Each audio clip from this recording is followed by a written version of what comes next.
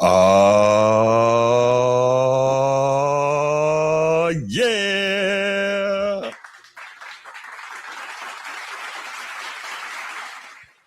Welcome back to another episode of the Format Podcast Live. This is our Wednesday night edition. And you know what happens on Wednesday night. We get the top five, we get to pick them. And then, of course, we have two other topics for y'all. But before we get to that, what's going on, fellas? What's going on? What up? What up? We out here, man. Definitely. What up, Mel? Chilling, man. Ready for that turkey tomorrow. Mm-hmm. No, I'm not a big turkey tomorrow person. too. Good football tomorrow too. Yeah, not a big turkey person. What do you eat? Well, I like chicken. So like normally I would do like a oven stuffer roaster, but keeping it simple this year, just Cornish game hens. You know? The hens. The hen game. Yeah. I'm not a big turkey person, but you know, shout out to all of y'all watching, whether live or watching on the replay. What's going on, Woodich? How you doing, brother? Shout out to y'all, and hoping that y'all are getting ready to enjoy a great Thanksgiving with family and friends. You know, that's what it's really all about. It's not all about the food. It's about being grateful for what we have. And one of the things I'm grateful for is the Format Podcast, and I'm grateful for y'all, whether six men or whether regulars. It's all good. So let's go ahead and give a shout out to the channel members, and then we'll go ahead and do the spiel, and we will get to it. How that sound? Let's do it. All right. Yeah. So first, of course, Coach T, host of the Be Ready Sports Podcast, also known as Laker Nation, always Laker Nation to me. Shout out to you, brother. Continue doing all the great work you're doing. Appreciate you. Also appreciate your service. Appreciate that. So thank you for everything you did for this country. Thank you for what you do for this channel. Also, it's not that serious. What's good? It's not that serious. I appreciate you, man. Thank you for always being there. Chief Sid Bubba. Here we go with another one. What's going on, Chief? How you doing, brother? Shout outs to you. Shout outs to everything you did for this country. Shout outs to what you do for our channel. And of course, Anchors Away, but I don't have to sing it because Transformer's not here. And Mel, if you sing it, I will hit this button and take you off the panel. I wouldn't even know where to start on that song. That was never my song right there. I got you. Baltimore Bruce, what's good, man? Shout out to you. Appreciate it, man. Steve, king of the chat, my Irish brother. Go Irish. Always love having you here, man. You keep the chat live, and I appreciate that as well. Nino, long-time listener and recent channel member. What's up, man? Sneed, got what you need. You already know what you mean to us, man. So much appreciation for you, my brother. And, of course, Micah, New York, stand up. All right, let's go ahead. We will hit the spiel, and then we'll be right back to get rolling with the quick hits and get the show going. Let's get it. If you're watching here on YouTube, make sure you go ahead, click that subscribe, that like, that notification bell. Make sure you're kept up to date whenever we drop new content on the channel. If you want the audio-only version of the podcast, open up your audio podcast platform, hit the search bar, type in The Format Podcast. We should come right up. If you're enjoying the content, make sure you give us a like, leave us a 5-star review, and drop a comment. All that stuff helps us rise in the algorithm, helps us find more sports fans, helps more sports fans find us. Make sure you write it down, put it in your phone, make a note of it. The Format Podcast is live Sunday mornings at 10 a.m. Eastern. And finally, if you're really and truly enjoying the content we're delivering you, make sure you hit that join button. There's going to be exclusive content here just for you. Just for you. Y'all know what time it is. All right, let's get to it. Let's get it rolling. So, quick hits. I guess I will go ahead and start off the quick hits, unless you want to start it off, Sneak? That's up to you, man. You make the call. Go ahead. Let me hear your quick hits, Sneak. I'm gonna say. All right, man. So I'm watching Celtics versus Pistons. We were just talking about that. Yeah, man. Just further confirmation of, we were talking about Cade Cunningham and his emergence. Yes, sir. Potentially as like an MVP candidate. And the dude just continues to carry his team. Mm-hmm. What's the record now? Is it 15 and 3? 15 and 3. So they didn't pull off the victory tonight. No. Second best record in the league, I believe. Right. It's the Thunder and everybody else. Let's be honest. But then everybody else, it's the Nuggets, it's the Thunder. It's the Nuggets, it's the Rockets, Pistons. Like, they're the best teams, best record. night in and night out, this team continues to impress me. He's the clear leader. He's the offensive leader. He's the point of attack defender. He really knows how to put his teammates in good positions to succeed. I mean, the franchise is turned around, and he's a big part of it. Mm-hmm. Bickerstaff's doing a great job. The team building around Cade is huge. Mm-hmm. But man, his emergence as a premier player in the league has been one of the most incredible ascensions I've seen in a long time. You know, there's been a handful of guys in the last 5 years that I could say have gotten this good this fast and lifted up the franchise. Bro, the Pistons were a depressed franchise. Yes. What have they done since 2004? Not a lot. So it literally took 20 years, and here we are. A guy like Cade is going to lift this franchise up and carry them into the future. They should move heaven and earth to make sure they continue to support him with good, adequate role players that they can build around, and this thing could go for a long time. I mean, I still think the Cavs are a better team, but the margin is starting to shrink. Last year, I didn't think it was that close. This year, I think it's much closer. I do. Yeah. And it's because of him. It's definitely because of him. He is super nice. They need to find his Scottie Pippen though. He don't have one. Yeah. Yeah, no, I was listening to your show earlier today, Mel, and I think I heard you say that you have him third in your too soon MVP candidate list. So I thought that was pretty cool. I'm not mad at that at all. Yeah, he's balling. He's doing his thing. I thought it was criminal that they put him on the third All-NBA team last year. It was. That's criminal. Mm-hmm. Him and Jalen Williams. Criminal. Mm-hmm. How you play like a second All-NBA team player, but they just shove you on third so they can put Steph and LeBron in there just because. You said it. Just because. Just because. They're gonna pick favorites again this year. At some point, but he was the second most. But think about it, J-Dub was the second most important player in that series in the finals last year. Mm-hmm. That's it. Now you know who he is. It's undeniable. He's a champion. When SGA couldn't provide, J-Dub provided 40. Yeah. In the finals on the biggest platform. Yeah, sometimes you need that. Good stuff. All right.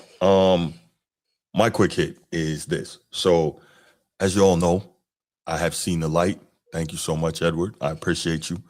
And I now know that Nikola Jokic, is the GOAT, the greatest GOAT of all time, the greatest athlete ever in the history of team sports. I know this. And again, thank you, Edward.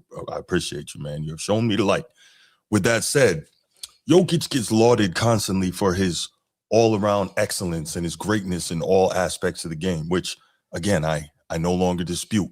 But there's an obscure stat that we have that people use in order to kind of display someone's all-around control of a particular game, right? And I was talking to Mel about this before you got on, Sneed. You familiar with the 5x5 game?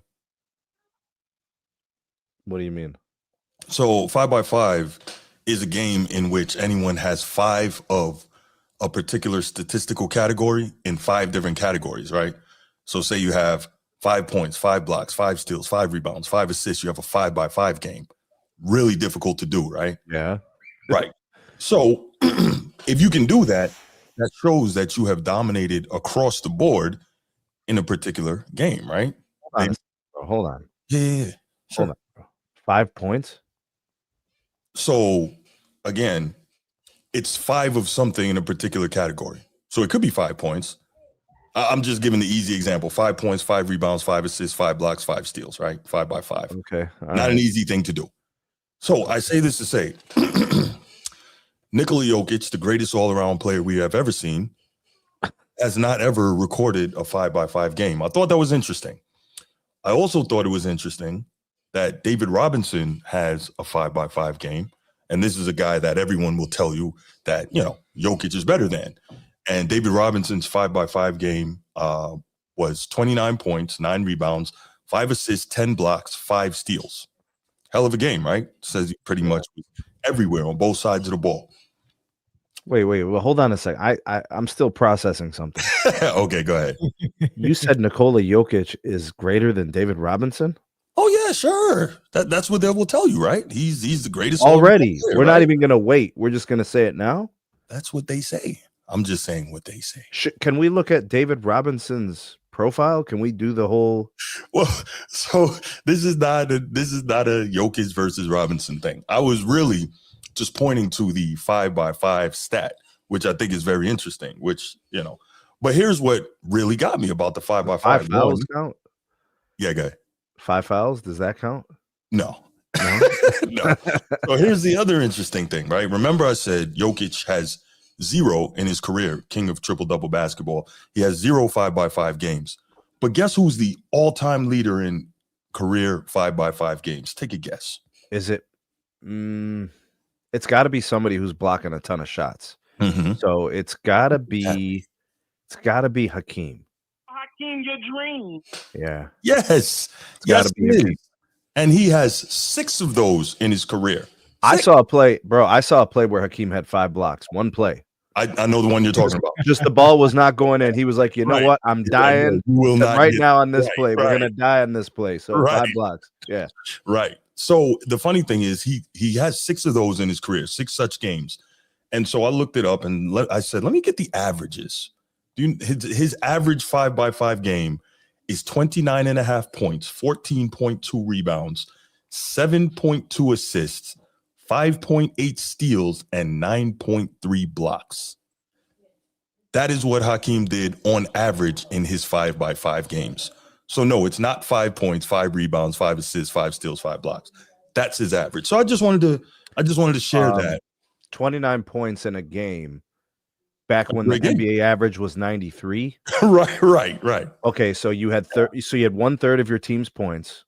Mm-hmm. You probably had half or more of your team's blocks. Yes. You probably had 75% of your team's steals. Yes.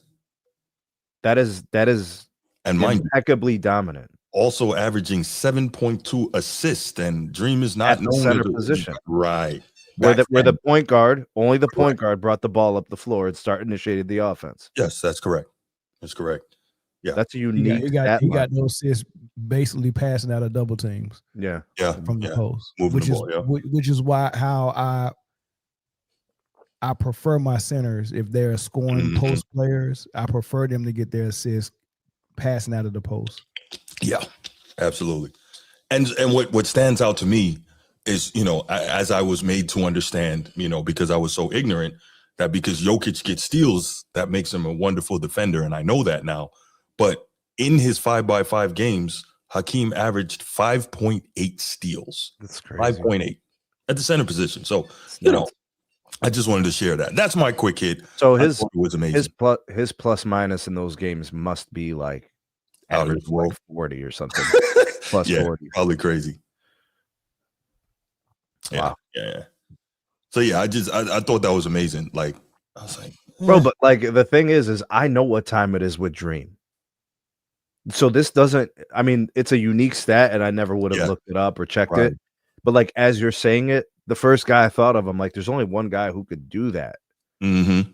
And especially to have that many means it was an illustrious career. That's correct. So we're talking like 15, 16, 17 years strong. Yes. That's Hakeem, bro. Hakeem, your dream. That's right. Cue it, DJ. Yep. So that's my quick hit. 5x5s. So total and complete dominance on both ends of the floor. 5x5s. Hakeem Olajuwon, all-time NBA leader with 6. There is your trivia question for the day. I give you my quick hit, and I'm currently watching the OKC Thunder game. They just ended the first quarter. They playing the Minnesota Timberwolves, and it's much of the same.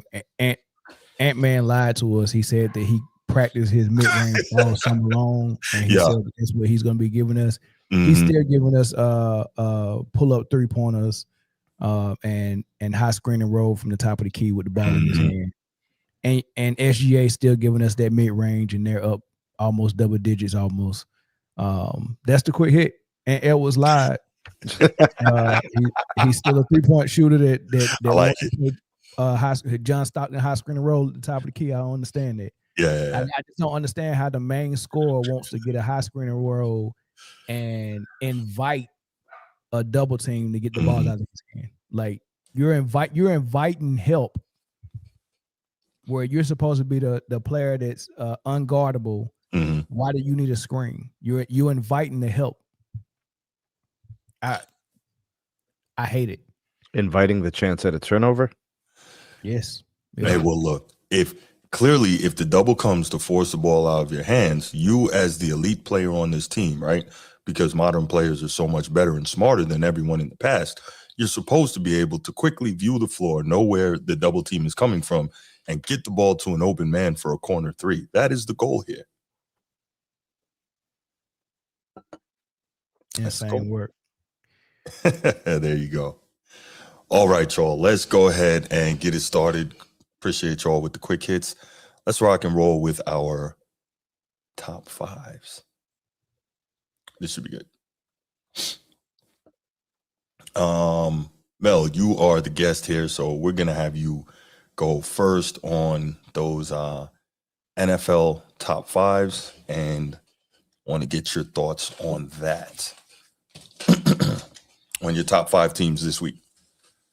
Top five teams this week or so far? Yeah, no, we because they can change every week depending on how teams are playing. So that's kind of where we go with the top five. All right, let's go with Rams at number one. Mm-hmm. I like what they're doing. Eagle drops out. I ain't got the Eagles in my top five right now, man. So I'll probably go Rams. I like what Seattle is doing as well. Strong team. Sheesh. That's a tough one. Rams and Seattle are the only teams I'm really impressed with. Let's go Browns. Throw Browns in there, baby. Let's go. What? Really? Perfect timing. Perfect timing. Yo. Oh my goodness. Yeah, but I'm gonna go Rams and Seahawks 1 and 2. I like the Colts at 3, and I'm gonna stop there. I don't like nobody else.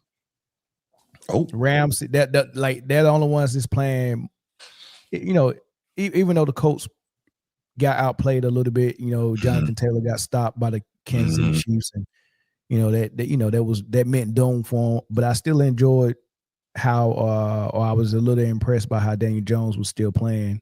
You know, I guess the game plan was to make him beat them, and he was doing it at first, right? He was doing it, but they just couldn't get that run game going. But I think they're a mature team on both ends of the floor, both ends of the field, and I think the coaching is good and mature. They don't have a lot of holes, so I like them as adult teams. They're the adults in the room. Colts, Seahawks, and Rams. They're grown-up adult teams. Everybody else just playing. They some freaking kids. You know, immature, making dumb decision. Coaches is retarded. Like it's nobody's putting it all together from front office to the field on both ends. Nobody's putting it all together like those three teams. Everybody else just playing. I don't know what Kansas City doing. I don't know what freaking the Browns are doing. I don't know what none of these dudes are doing, man. Just insane. Unless y'all see it different, who y'all see grown-ups? What you guys need? I'll go last. I see maybe 3 teams that are the grown-ups in the room. Yeah, me as well. So, like honorable mentions, I'd like to get the Lions in the top 5. I can't. Oh, my bad.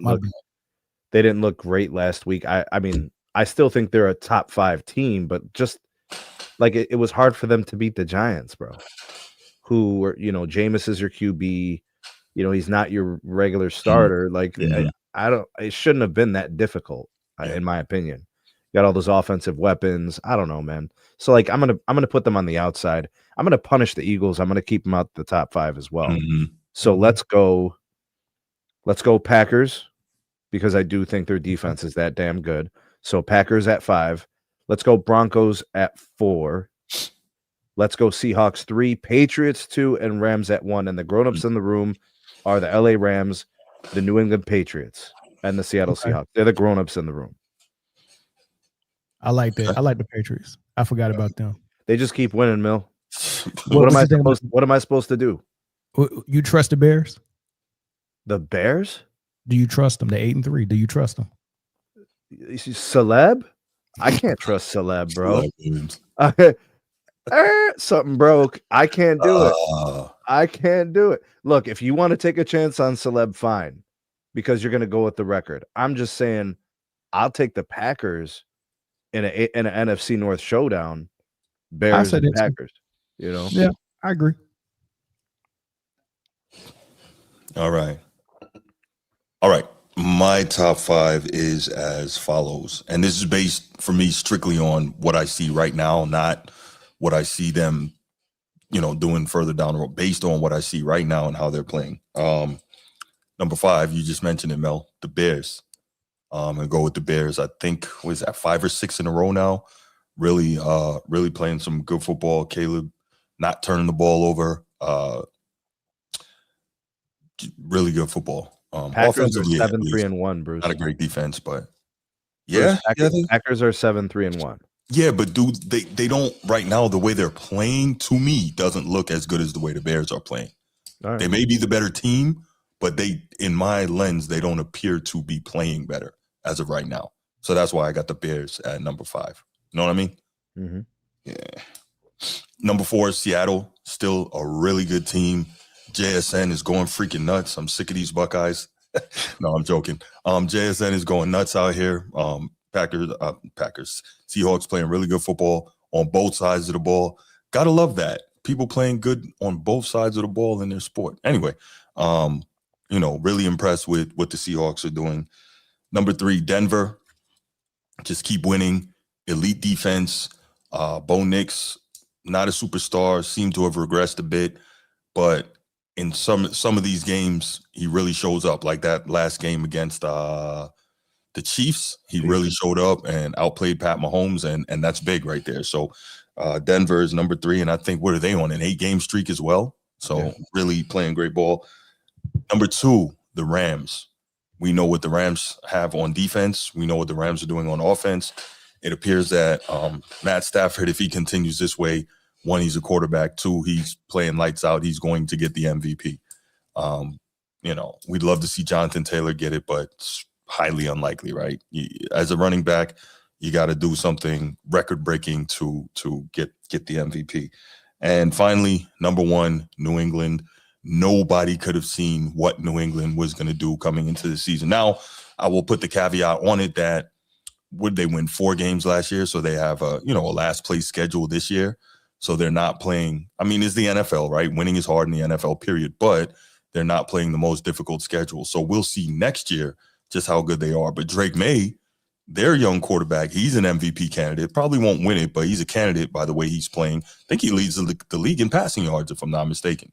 So Drake May, he's balling out. The defense is solid. Vrabel may end up getting coach of the year for what he's doing. And the Patriots are 10-2, locking up a division no one thought they would win. I think it was going to be the Bills, bro. I think they've won the AFC East 5 years in a row. That's about to be done. And on top of that, the scary part is, for the first time in a while, the AFC playoffs could all go through Foxborough, and we know how it gets. And they would be the favorite, probably. Mm-hmm. Yeah, because we know that weather is a big help up there. Now, if the Chiefs can get into the tournament, we know they're not afraid to go anywhere and play. And, they've got Pat Mahomes, and they can deal with cold weather as well. But Foxborough is a dangerous place to play. That's one of the best home field advantages in the playoffs in the NFL. And they haven't hosted a playoff game since, Brady last year there, which would have been 7 years ago. Yeah, that sounds about right. Yeah. Yeah, when they got beat that's when we'll find out how good they are for real. I disagree with you saying next year when they play a first place schedule. We'll find out in the playoffs. Fair enough. Yeah, that's great fine. Equalizer. Yeah, for sure. Because that's when everybody's good, right? So my top 5 are Chicago at number 5, Seattle at number 4, Denver at number 3, LA Rams at number 2, New England Patriots at number 1. Questions, comments? You said Patriots 1. Who was 2? The Rams. Rams. Okay. Mhm. But the Rams keep playing better each week. Yeah. How'd you move them out of one? I'm just really impressed with what I'm seeing the Patriots do. The Patriots have been consistent, but I haven't. Mhm. They're not blowing the doors off the joint. The Rams are. They got levels, man.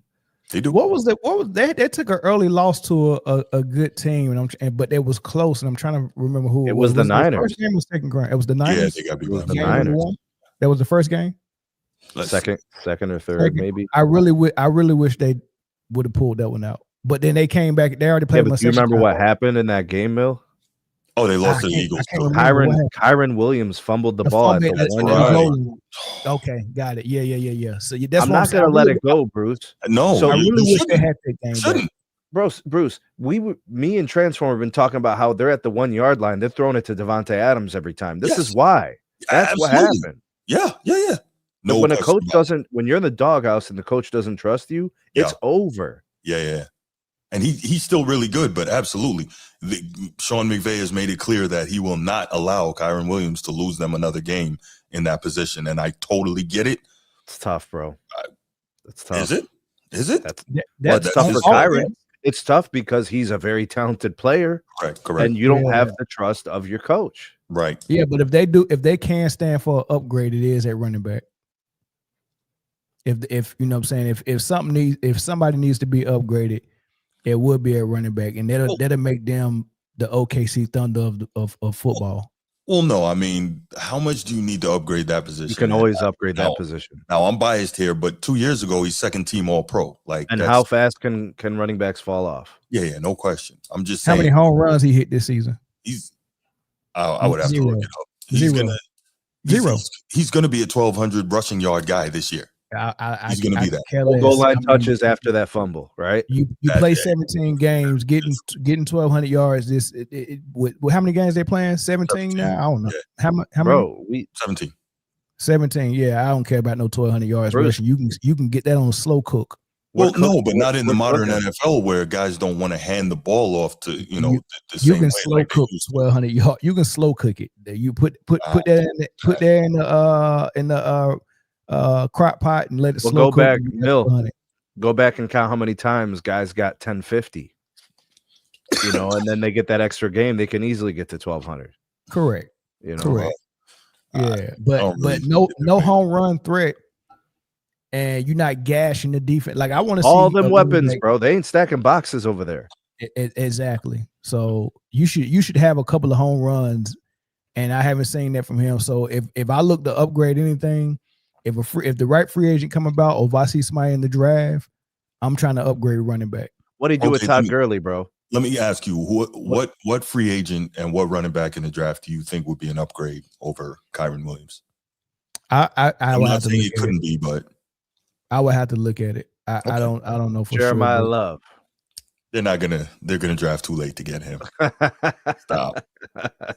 Just get yourself another Irish, bro. Right.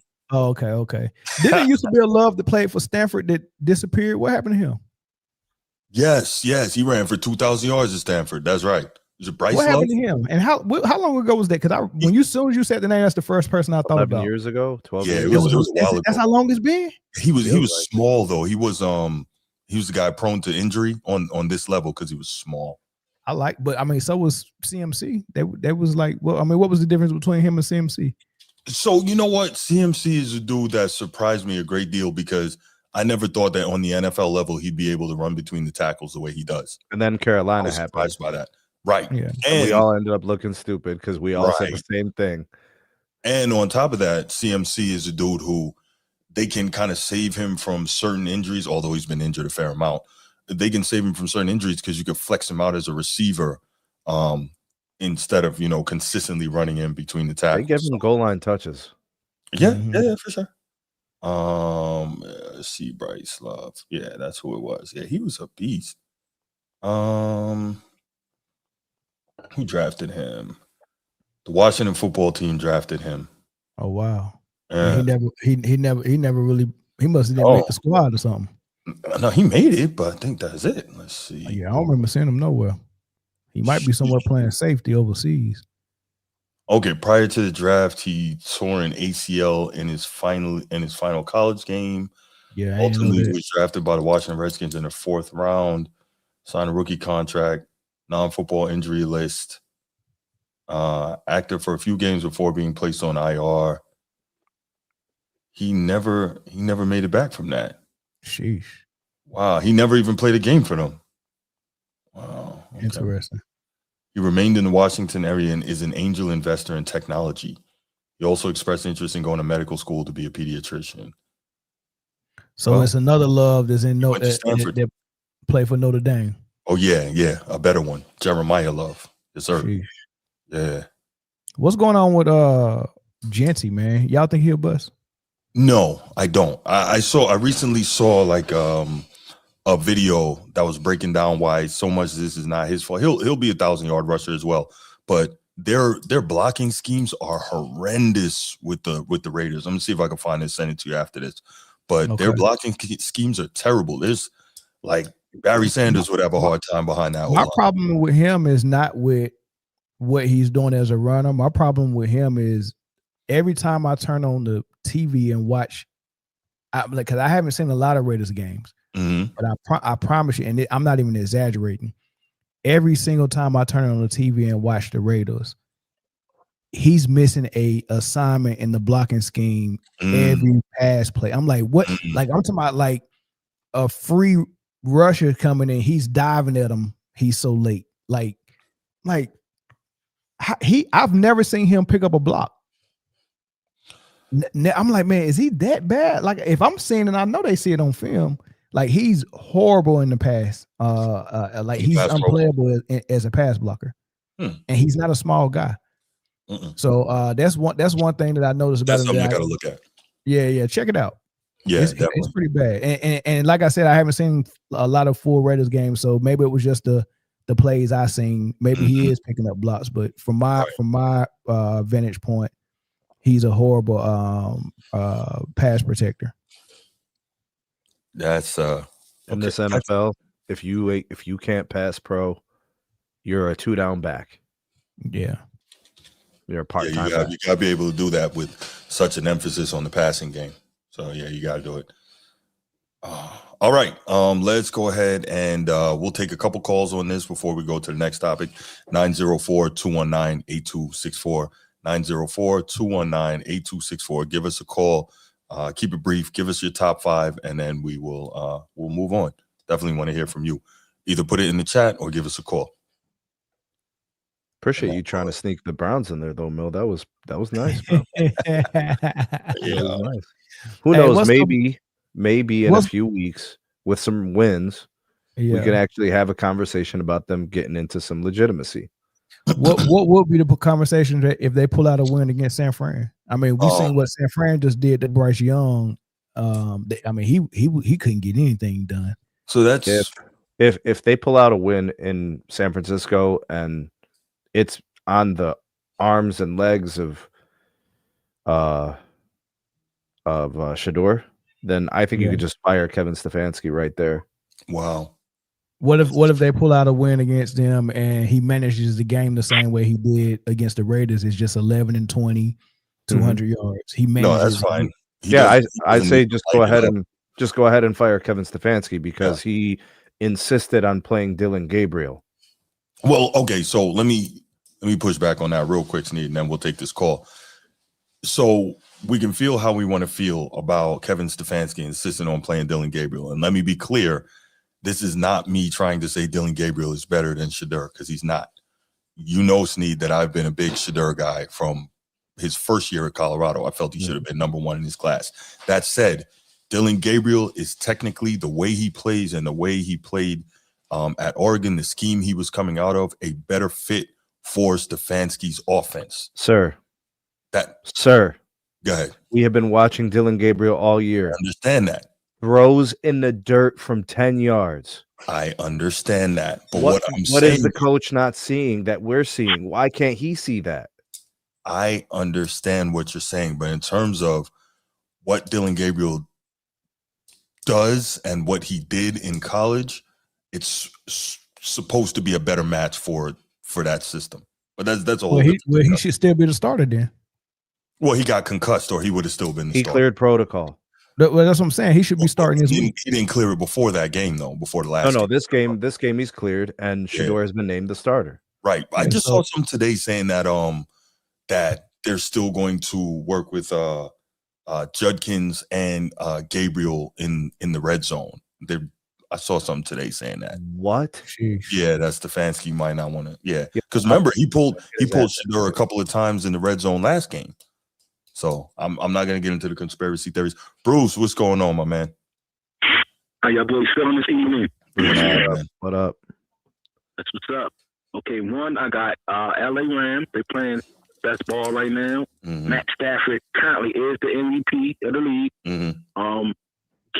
I never really was a big Matt Stafford guy, even when he was in Detroit, because it wasn't winning. Right. But he was great there. But for some reason, he couldn't win there. But his greatness is shining now in LA. I'm starting to see what everybody was saying about him. He's a great thrower of the ball, accurate. He's just playing very, very well right now. And then right now, he's the MVP right now. And that defense with the kid Jared Verse, that front four they got, young front four they got, is playing well. Shout out to Sean McVay. I think he's probably one of the young, brightest coaches in the league, if not P1. And he got LA rolling right now. And then for what I'm saying, they're going to keep on rolling. They're going to have the NFC going through LA this year. So we're going to say that for sure. 2, I got the Seahawks. Shout out to Mike McDonald. You got the defense. And I'm mad about that. I think we should have got him, but doesn't even here or there. He was our defensive coordinator one point in time. Won a triple crown in 2023 with the Ravens. But even here or there, the Seahawks are playing well. Sam Darnold is playing well. Mike McDonald got the defense biting. Hey, Sam Darnold, man, he's showing out. He's showing that it wasn't a fluke in Minnesota last year. So right now, he's playing well. So I got them at 2. I got the Patriots at 3. What could I say? Sean May, Mike Vrabel got the boys playing. They playing discipline. That culture up there is funny. How Mayo basically had the same squad last year, the coach from last year, and it's funny. You get a competent coach in a great organization with what happened. No, the Patriots spent like $100 million in the offseason. Yeah. Augmented that roster. That's not the same team. I don't think that's the same thing, but still, they're for some reason, regardless, they're responding better to Vrabel. Truthfully, when May was in North Carolina, I didn't see nothing. He didn't ooh and eye me. I didn't see nothing what everybody was talking about. But hey, it's coming to fruition. The kid is a dog. He's playing well. Stephon Diggs playing well. The defense is disciplined, and they're going to be a tough out coming down the stretch. 4, I got who I had at 4? I got Kansas City at 4, just because regardless of record, I got Kansas City at 4.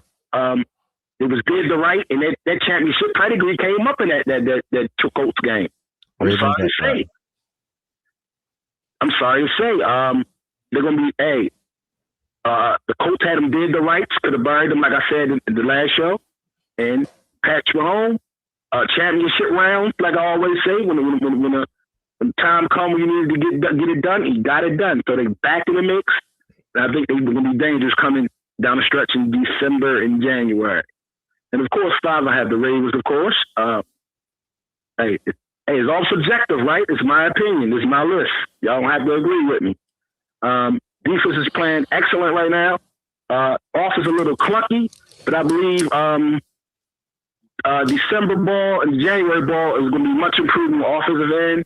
And I think that we are going to spearhead into the playoffs. I think we're going to start the peak tomorrow night against the Joe Burrow Bengals. It's funny Joe Burrow will come back for this game, huh?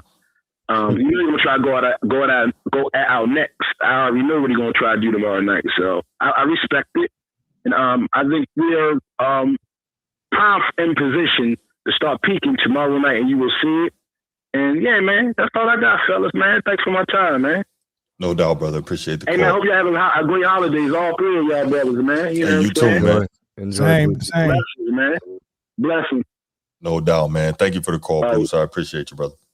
All right, brother. Bruce, a good dude, man. Yeah, for sure. All right, so Bruce has the number 5 Ravens, number 4 Chiefs, number 3 Patriots, number 2 Seahawks, and number 1 Rams. It's hard to keep the Rams out of the first spot. I'm surprised you had them outside. I just got mental. I don't know. I'm really impressed with what I see from New England. Whew. Sheesh. New England won't beat everybody. I think the Rams could beat everybody. That's fair. That's fair. I'm just going by what I see right now. But no, you got a point. All right. Excuse me. Let's go ahead and take it to the next topic. The Week 13 Pick 'em. Fun. All right. Let's do it. We ready, y'all? Always. All right. Oh, I forgot. Let's get this popping.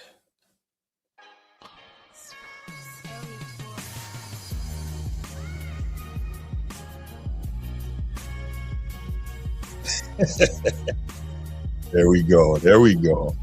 All right. Love this beat too. All right, guys, let's do it. We'll start with Mel, and we will open up with the first game tomorrow on Thanksgiving, Turkey Day. The Green Bay Packers at the Detroit Lions. I'm taking Green Bay. Are you?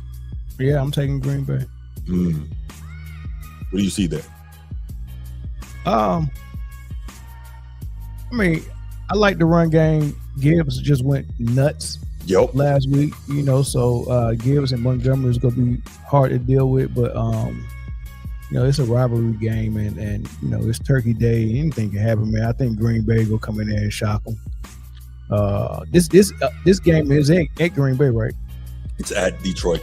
At Detroit. Yeah, Detroit always plays at home on Thanksgiving. Yeah. They'll come in there and shock them. This is a Vegas special. Yeah, Vegas special. Okay. Steve, what you got, man? This one's tough, man. Lions are favored, but it's almost a pick 'em. Yeah. In my opinion. Because, the Packers are a good team. Lions are good. It's a rivalry game. It's in division. Two teams that don't like each other. So it's always a coin flip. The Lions, they've been inconsistent through the year, but the Packers have too, especially offensively. So I don't have a definitive pick here. This is a coin flip. Let's take the Lions and Gibbs and J-Mo. I got them scoring a couple of touchdowns and it making a difference. Let's go with the Lions. Okay. I'm going to go with the Lions here as well. Home team on Thanksgiving, and based on what they've been able to do over the last couple of years. But yeah, they have been inconsistent this year. And I think Michael Parsons leads the league in quarterback pressures, so he's getting after him. So Detroit's definitely going to have to soup up the pass pro, but I'm sure that they're going to scheme up a couple of things. And Green Bay's offense has not wowed me at pretty much any time this year. I'm really concerned about it. And its inconsistency has shown up against the better teams. So that's why I'm going to go with Detroit here close. All right, next up, Kansas City and Dallas. This is actually a sneaky good game. Kansas City at Dallas. We just saw Dallas beat the defending champion Eagles, outscoring them 24-0 in the second half. Heck of a comeback, but that's a division rivalry game, so those are always kind of different in terms of you can almost throw records out in those type of games or whatever. Both of these teams fighting for their playoff lives. What you guys need? I'm going to take the Chiefs. This is the type of game where the Cowboys do something stupid. I think they're going to be down 17 in the first half. Oh, so Chiefs will be in command most of the game. They'll make it interesting. Dak will get a TD or something towards the end. They'll just come up short. I'll take the Chiefs. This is the part of the season where the Chiefs lock in, and get on some good momentum as they go into the playoffs. So and the Cowboys these are the games they mess up. I don't know how they beat the Eagles last week. That was crazy to me. So they're probably riding high. They're set up for to drop the ball here. I think they're gonna have a bad game. I think they're gonna lose by a couple of scores. Mm-hmm. No. Yeah. I'll listen. We was talking about early in the top 5 segment about grown-ups in the room and childish teams. Yeah. And like Sneed said, them doing something stupid. That's just because we just see them as one of those childish teams. They're just not fully grown up. And Kansas City, they both need this game, so this is like a playoff game. So you go with the team that has proven to be, more adult in those type of situations, and I think Kansas City will get this game. I agree with both of y'all on this. This is just the type of game where Dallas drops the ball. You're thinking like maybe they turned a corner, maybe they finally figured something out, and no. And as much as they're not the Chiefs of old, is it me or do you still find it hard to bet against Mahomes in these situations? I think Mahomes and Andy Reid, really, I think that's a key. These guys know what it takes to win these type of games. And, we watch this show with Transformer and I, we're always singing the praises of Steve Spagnuolo in big games. He's one of the best big game defensive coordinators there has been ever. And so I'm going to go with Kansas City here. All right, next up, Cincinnati at Baltimore in the 8:20 game, late game tomorrow. Give me Baltimore. Ravens. All right, 3-0 Ravens as well. Lamar Jackson hasn't played particularly well up to his standards. He might be nicked up over the last few weeks. I think this could probably be a kind of get right game. And listen, it sounds messed up, but Joe Burrow coming back off an injury if he plays. If I'm Zach Orr, I'm sending the house after this guy. I'm trying to knock him right back to the sideline. I'm trying to knock him right back out the game. We know how good he is. We know about the chemistry he has with his receiving core and all that. But this Cincinnati defense, unfortunately, is also terrible. Al Golden, man, I want it better for you, but it hasn't been great. But this defense has been terrible, and it could be just what the Baltimore offense needs to really have an explosive night and to get busy. So I'm going with the Ravens here as well. All right, the Friday afternoon game. Is this when was the last time did they have a Black Friday game last year? Friday afternoon. Oh, there's a 3 p.m. game on Friday. Yes. I think they did. Yeah, I think they did. I think last year might have been the first year they did it. Is this one going to be on Netflix or something? Prime Video. Prime, Amazon Prime. Mm-hmm. I tell you what, the NFL doesn't want anyone else to have anything. Man, you don't get nothing. Right? Black Friday, Bro, but there's college games on that. Yeah. NFL don't care, man. Nah. They gonna have a game on election day one year. I'm trying to tell you. Because remember, Christmas used to be the NBA. The NFL said, nah, give me that. Well, LeBron thought he was slick last year. He's like, that's our day. Like, nah, bro, what the NFL wants, the NFL gets, man. That's right. Debo. Okay, so Friday afternoon is Chicago at Philadelphia. We just finished talking about the Bears. The Eagles are defending champs, but coming off a loss. What do you got? Man, do we want the Eagles to hit rock bottom? Why would you want? Like, I'm thinking about it. If they lose to the Bears, this would be like rock bottom on the season. Would they be 8-4? Well, no, they would be consecutive losses to teams they should have beat. Okay. I got you. And with clearly inferior talent. Mm-hmm. I'm going to go with the upset. I'm taking the Bears. Ooh. I want to see the Eagles bottom out so they can get this thing fixed. Yeah, I believe. Go ahead. I'm what you saying. That's the only way they go fix it. They got to hit rock bottom. Yeah. Okay. I'm telling Brittany on both of you. Okay. Bro, I didn't pick the Bears. I haven't picked yet. I'm just agreeing. Okay. I like the Eagles. I usually pick them every week, but this is ridiculous. How do you give Saquon Barkley 10 carries? Yeah. He's the most electric player at the position. How? Well, I mean, one running back you can make an argument that's better than Saquon, and it's Jonathan Taylor. But in terms of electricity, there's nothing like Saquon. Well, there's no good marriage between the pass and the run this year for the Eagles. So Saquon hasn't had Has he had one of those games yet? One of those Jonathan Taylor games yet? No, not one of those. No. He had several of them last year. Yeah, but let's also keep in mind, got a brand new OC this year too. Like, it's the stability hasn't been there in Philadelphia. It's a miracle they've been to 2 Super Bowls and won one. Nobody like that OC. Yeah, that's testament though to the drafting and development. And but anyway, so Mel, Chicago or Philadelphia, what you got, man? Man, that's tough, dog. I take Philly, dog. I take Philly, but sheesh. I mean, that's because Chicago is such a blind spot for me because I haven't seen full games of them either this season. Mm-hmm. Just chopped up plays and highlights. Right. So I don't know what type of team they are for real to be able to pick. I don't see Philly as a grown up. So I mean, I wish I could pick Chicago. It's just a blind spot for me, right? So I'm picking this just off of I don't know. Just I'm guessing on this one, but I'm guessing Philly. I'm going Philly as well. I don't know how you cannot see Philly as a grown up. They're 8-3 with a first place schedule. You know, I'm still, even though they're not playing great offensive ball, they're still 8-3 with a first place schedule. Though. Yeah, but they got all the tools to be so much better than what they are. Agreed. They got all those tools and they're not using them.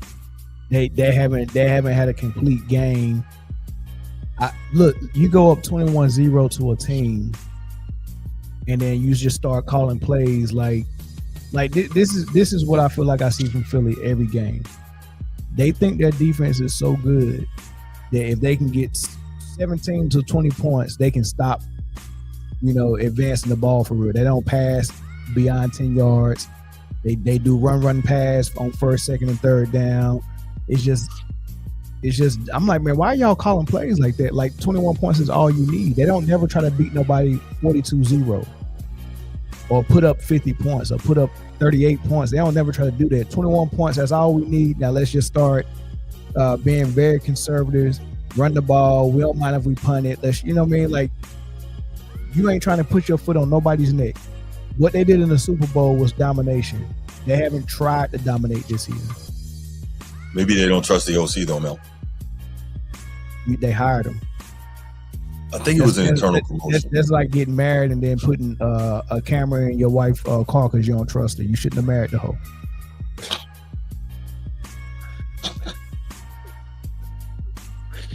Yeah. Yo, I gotta tell y'all, quick. Talk about if y'all watch Man Down Sports, this guy's analogies are wild. That's all I'm gonna tell you. Just Mel's analogies are crazy. I'm like, how did he come up with show up for the analogies, hang around for the sports. I'm trying to tell you. And I'm a writer. I'm a writer by trade. And I'm like, those analogies are crazy. Okay. Back to it. I got Philadelphia as well. To Mel's point, I don't think they're blowing anybody out. I think Chicago is due for a kind of, a return to earth a little bit, even though they've been playing well. And Philadelphia, although it's not clicking offensively with the play calling, et cetera, they still have enough talent to where if they put one game together really well, it can be impressive. And I don't know if that's this game, but they're going to win this game. So, yeah, I'm going to go Philadelphia here. All right, next up, San Francisco at Cleveland. Need?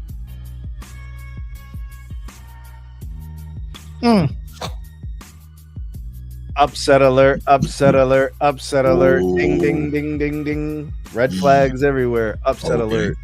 Yep.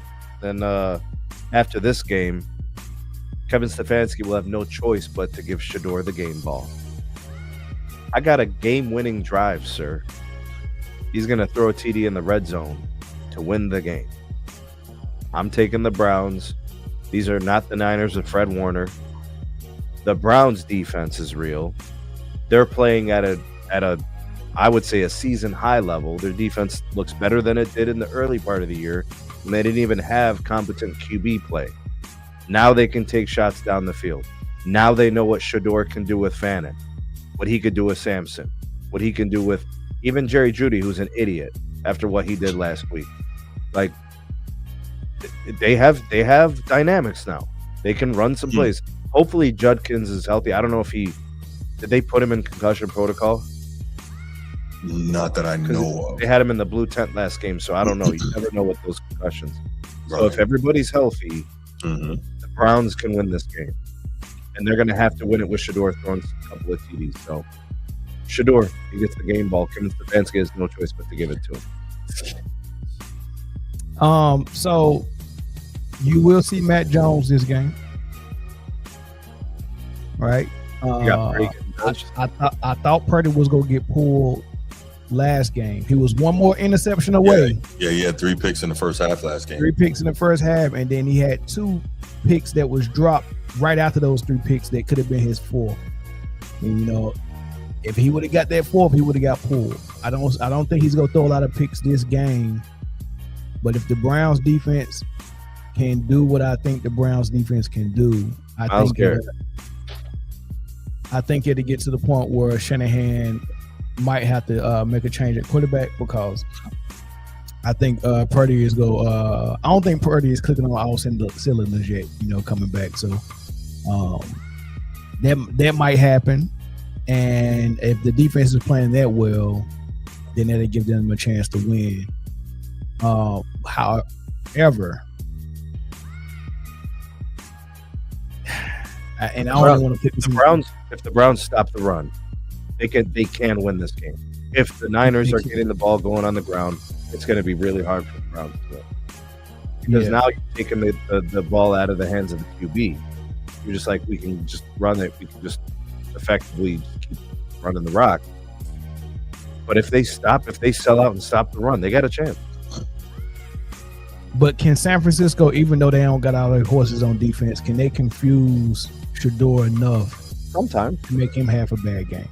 He might have. I think he's going to have a couple of bad moments. Hopefully, it doesn't result in 2 picks. Yeah, the reason why I'm not so optimistic is because I just don't trust that they can give the ball to their running back and their O-line can create enough lanes for him to actually be effective. And if they don't have an effective run game, and you know, besides that game that Judkins had 110 yards with his first game when he played, and Dylan Gabriel, it might have been his second game, or maybe their second or third game, and Judkins had a really good game. That was the only game that Gabriel won. I haven't seen Judkins do that since.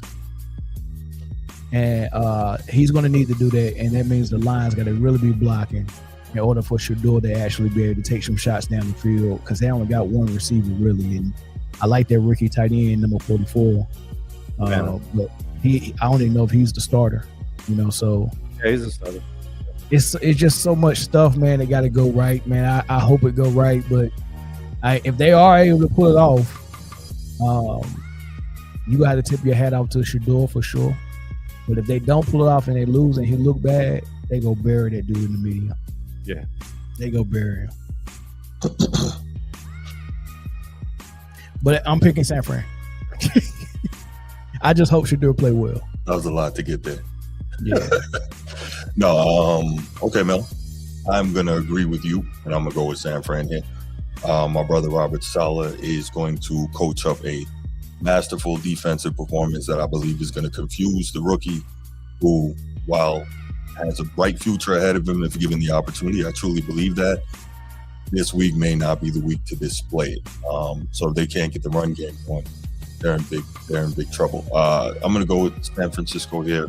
Also, you know, you have two very good defenses, and if it comes down to it, then I'm going to go with the more experienced quarterback, and that's Brock Purdy. So, yeah, I'm going to go with the 49ers here. All right, next up, Jacksonville at Tennessee. Mel, starting with you. I'll take Jacksonville. Tennessee's what, 1-11? They can't get right. Yeah, they're just bad. Sneak? Jags. Same here. Jags. Not much to see here. We move it right along. This is a big divisional matchup. Houston at Indianapolis. Texans at Colts. I like the Colts to bounce back. Same. Colts. Yep. They're going to Unless you don't control the want game to. on the ground. I'm going to go Houston here. Houston has one of the best defenses in That the worked league. for you last week, right? Yeah. I'm going to go Houston here. Their defense is really, really good, and DeMeco Ryans is going to work to scheme up a way to slow down Jonathan Taylor enough. And they have a very good pass rush as well. So I'm going to go Houston here, and I think they pull this upset on the road. New Orleans at Miami. Miami. Dolphins. Dolphins win 2 of their last 3. Seems that way. I just hope they don't win enough for the owner to say, hey, maybe Mike McDaniel needs to stay around. I mean, sometimes these owners will do that to save money, you know? Yeah. I don't mind Mike McDaniel. You think Mike McDaniel is the downfall? Yes. He's a very good coordinator. He is not a good head coach. He's not a leader of men. He's not elite with the X's and O's. So you got to be one or the other. And when you're not both, it's real hard to win. Also, he's an outstanding run game coordinator, but he does that, but he doesn't build a culture of toughness. If you want to be a running team, you have to have a culture of toughness. Does he look like he built that? He didn't. No. Right. He doesn't even look capable of building that. So he looks like he eats rice cakes every day. Yeah. And I mean, I'm sure he's very heart healthy. Not that bad if you get the cinnamon flavored ones. Bro, I like the ones with like the cheddar cheese powder on it. Bro, if your answer ain't, you got to put a bunch of stuff on it to make it taste good. right. Conversation is over. No, it's a fact, Steve. It's a fact. Mill thought he was slick. He started. Cinnamon rice cake. Okay, where were we? Atlanta at the Jets. Yeah, the butt bowl. Wow. I'll take Atlanta. Okay. Sneak. I'll take the Jets. I know it's a bit of an upset. I know the Falcons are favored, but the Jets are hosting. Let's give them a chance, man. Let's go Jets. I'm going with the Jets here too. Like, they've lost a lot of games, but they're competitive and they have a good defense, and Kirk Cousins is immobile and he's done. So I'm going to go with the Jets here. I agree with you, Steve. Arizona at Tampa Bay. Baker. Is he healthy? No. You know what? Teddy Bridgewater gonna be playing. Teddy Bridgewater is starting. That's right. Yeah. And Teddy Bridgewater is built up like a baby mama. Yeah. He's not all the way in shape yet. You know, he's been coaching for a couple of years. Yeah. But he's an NFL veteran. Bill just said he's built like a baby mama, bro. This is crazy. I ain't seen nothing but TNA on the field when he came out there. I told you about this dude's analogy. I told you. Look at yeah. Wow. Pull it up. I'll pull that up. No, I'm talking about Sneed after the show. Sneed, Google it. You didn't see him on the field last night? No. What? Yeah. You said after last game? That's terrible. Yeah, he came in the second half for Baker. Yeah, Baker. I think he got a sprained AC joint. You can tell he was retired a couple of months ago. Oof. No, it wasn't that bad. I'm embellishing a little bit. Bro, he's still wearing the gloves, bro. You know what? Just what he's comfortable throwing with. I didn't know he had the 2 gloves on. Teddy 2 gloves.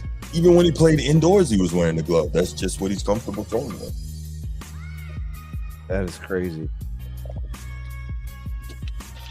All right, so Arizona, Tampa Bay. What we got? Gotta pick someone, huh? Yes, you do. Kyle is still on the bench, right? They playing Brissett. Yeah. Give me the Cardinals. Oh. Golly, bro, is the Buccaneers run game healthy? Like, no, he's still out too. Yeah, Bucky Urban has been on his way back for a and while. doubtful for the last 3 games. Yeah.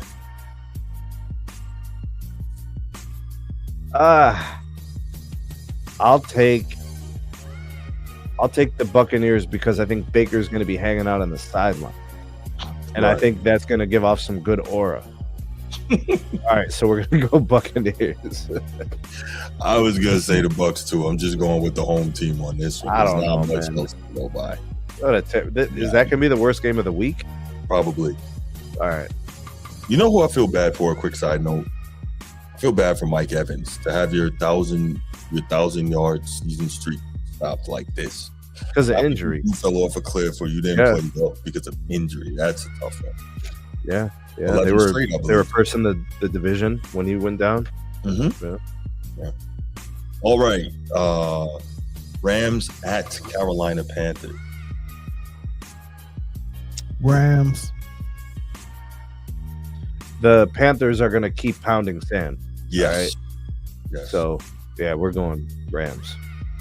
I'm going Rams too, but I think this is not a 10.5-point game. Carolina is sneaky better than people think, but I am going the Rams though. The spread's the line is 10? 10.5. That's a lot, man. You take the under on that one. Go ahead. There you go. I don't know. Well, I mean, Carolina couldn't even score 10 points against San Fran. They barely could move the ball, dog. Yeah, 2 weeks ago though, they beat somebody they weren't supposed to. But Mill, they keep pounding, bro. Not against San Fran. They beat Atlanta 2 weeks ago. They freaking beat Green Bay 3 weeks ago. Like, Green Bay's got some bad losses this year, dog. They beat the Cowboys. They're not as bad as we think. No, I ain't saying that. I ain't saying they're as bad as we think. I'm a Carolina Navy man, so you know. Yeah. I love for them to win, but right. The bad play fans because they don't know what to do and they don't know what to pick. Right. All right. So I guess we all three got the Rams. Yes, sir. Okay. Minnesota at Seattle. Bad outcomes. Easy one. Bad outcomes. Vikings will look silly at times. Let's go with the Seahawks. McCarthy go finish this game? Yes. You think so? You know, they're gonna be looking for another quarterback after this season. No. I'm going to do it.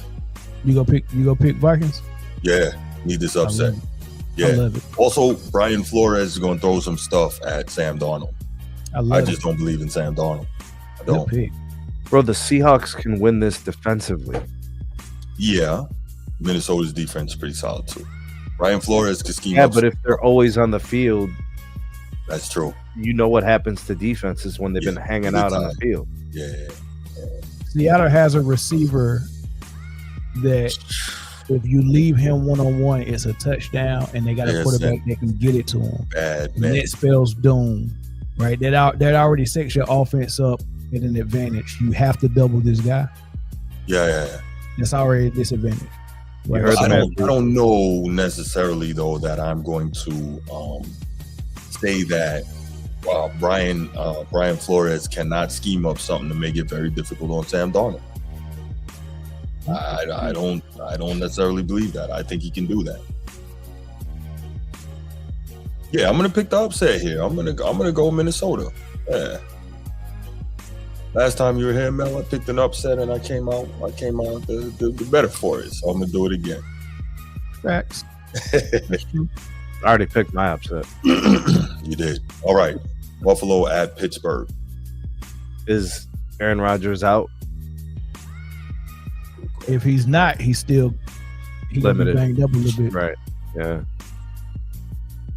I mean, the Bills got problems, man. They're not who they've been for the last few seasons, right? So, the talks about like Josh Allen, them being contenders and him carrying the team and getting, winning the division, they look really flawed. Mm-hmm. But the Steelers aren't the type of team that can capitalize on it without a quarterback to competently play the position. So like it'll be close, but I just think that the Bills will have more chances. You know what I mean? Like chances at field goals kind of deal. You know, this is a game where the Bills might have 3 or 4 field goals. You know, because the Steelers defense is tough. Like they're not just going to roll over and die. You know, it's in Pittsburgh. They're going to show up to play. I'll take the Bills, and it'll be very close.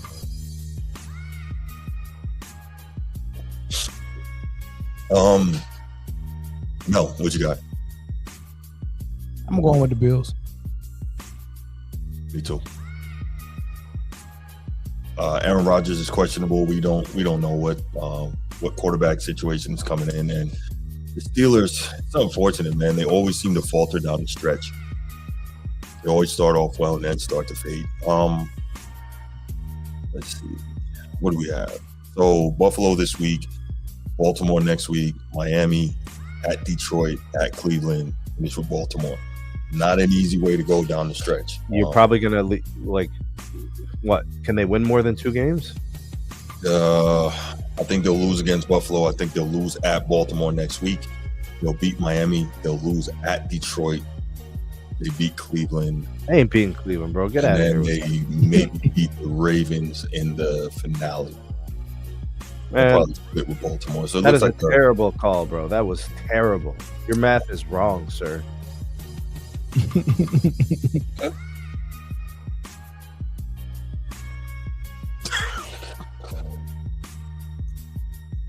Terrible. Easy, Brownie. Easy. All right. Las Vegas Raiders at Los Angeles Chargers. Go Chargers. Yeah. Right. We all know the outcome of that one. Yeah, give me the Chargers. Oh man. Now, don't poo-poo the Raiders though. They could. I mean, the Chargers are childish as well. They mess around and get it. They mess around and get this game up. A divisional game? Yeah, Chargers, man. Damn. All right. You don't like the flowing hair, huh?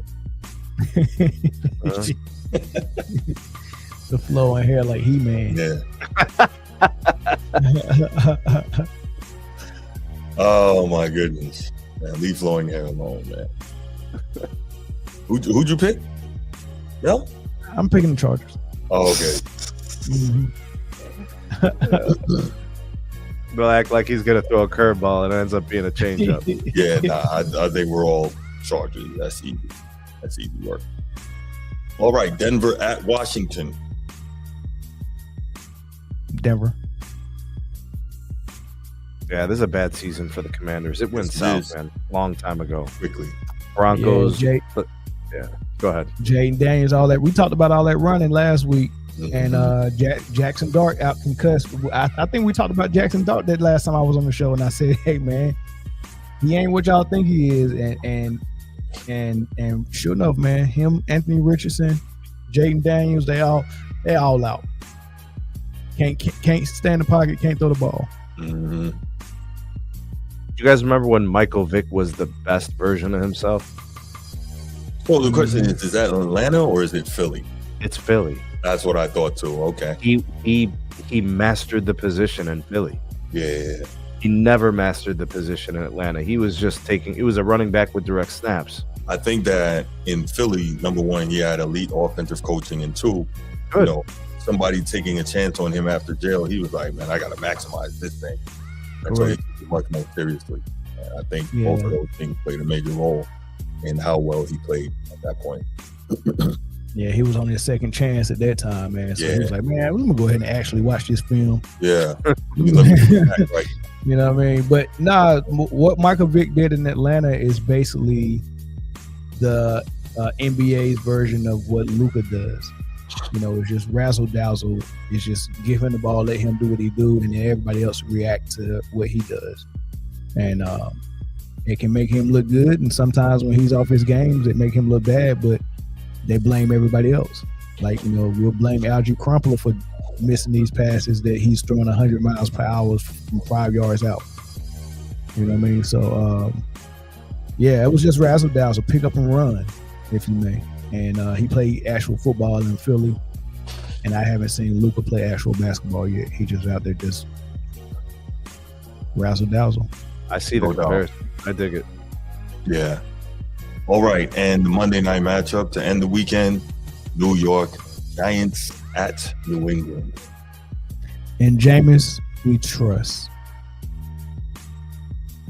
You trust Jameis to throw the ball to the other team, right? WWJD, what would Jameis do? Yes. Upset. That's my upset. Wow. So that's his upset of the week. Okay. All right, man. I think the Patriots win in dominant fashion. I think Jameis Winston's going to have hell handed to him from the Patriots. They're going to make his life very hard. Very challenging. If by hell you mean 4 touchdowns, then yes, I agree.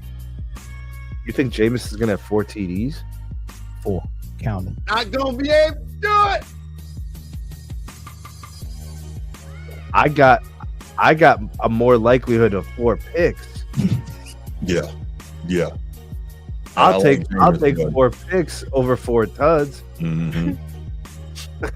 Bro, all right, Bill. All right, man. I'm taking the Patriots, man. This is crazy. He'll toss 3 and run another one in. Okay, all right. Now that's a little different. It's a little different.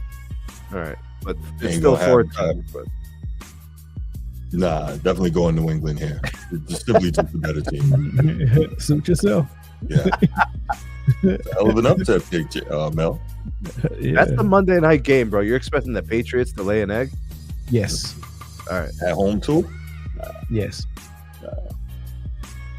there it is, bro. Mill's saying that the Patriots are getting exposed by Yeah. Jameis Winston on Monday night. Absolutely. That's serious. Yeah, nah, I can't rock with that. Okay, well, there you have it, yo. There you have it. We ended on a definitely a surprise upset pick by Mel Senior. So there you go, y'all. What can we say, man? That was crazy. Hey, man, I took the Browns, bro. Like, I stuck my neck out, Did you take the Browns last week? I did. I did too. But You you did? know what though? I took Minnesota against Seattle, so we all got our upsets. Yeah. All right, gentlemen. So there you have it. All right, we'll take 2 calls on this. If anybody wants to call in and give a couple of maybe upset picks that they have for this weekend coming up, 904-219-8264, 904-219-8264. It's also scrolling on the bottom of the screen. You can call in, give us your 2 upset picks, then we'll hang up and we'll respond to that if you want to do that. If not, you can put it in the chat. Man. Shout out to Yellow Packet Steve. I never noticed his username is Splenda. Shout out to Yellow Packet Steve. Yeah, I think that's his name. Oh, he just got his name like front. I think that's his back. name. Yeah. I think so, yeah. Could be wrong, but I think so. Now Stevia, that's the green packet. So he almost has the 2. I thought like none of them fake sugars, man. Terrible. I ain't never tried none of them yet. Yeah, bro, nah, hold on a second, bro. Stevia is not fake. That's from a flower. Yeah. Interesting. Yeah. The Splenda, that's fake. It's like NutraSweet. Terrible. No, You know how no they- Bruce. you know the chemical formula of Splenda? No, Nah. I'm not. No, I'm not a chemist. They take a sugar molecule, like regular table sugar. Mhm. They add a chlorine group to the end of it, and it makes it 0 calories. Your body can't digest it. Sheesh. So do you also teach chemistry, Sneak? I do. Yeah, there you go. There you go. There's a lot of chemistry and biology. That's how we roll. Yes, I'm aware. That's why I didn't fare very well. No. Okay. All right. Let's go ahead. Chemistry lesson for the day, y'all. Say thank you, Sneak. Hey, we deliver lessons, bro, all day. There we go. All right, let's get to the next topic. We will switch over from the NFL now to the NBA, which is in full gear.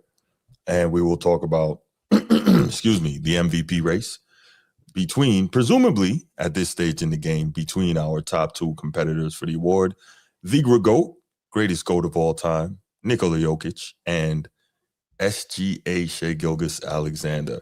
Mel, I'm going to start with you on this. And it's funny, I didn't realize, like, I was doing all the prep and all this stuff this morning, and I didn't even realize you discussed this on your show until like this afternoon when I was finishing listening to it. I was like, oh, man.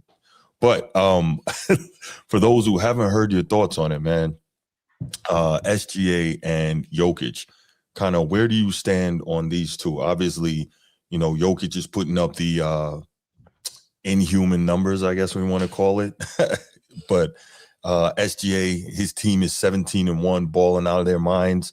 He's third in the league in scoring.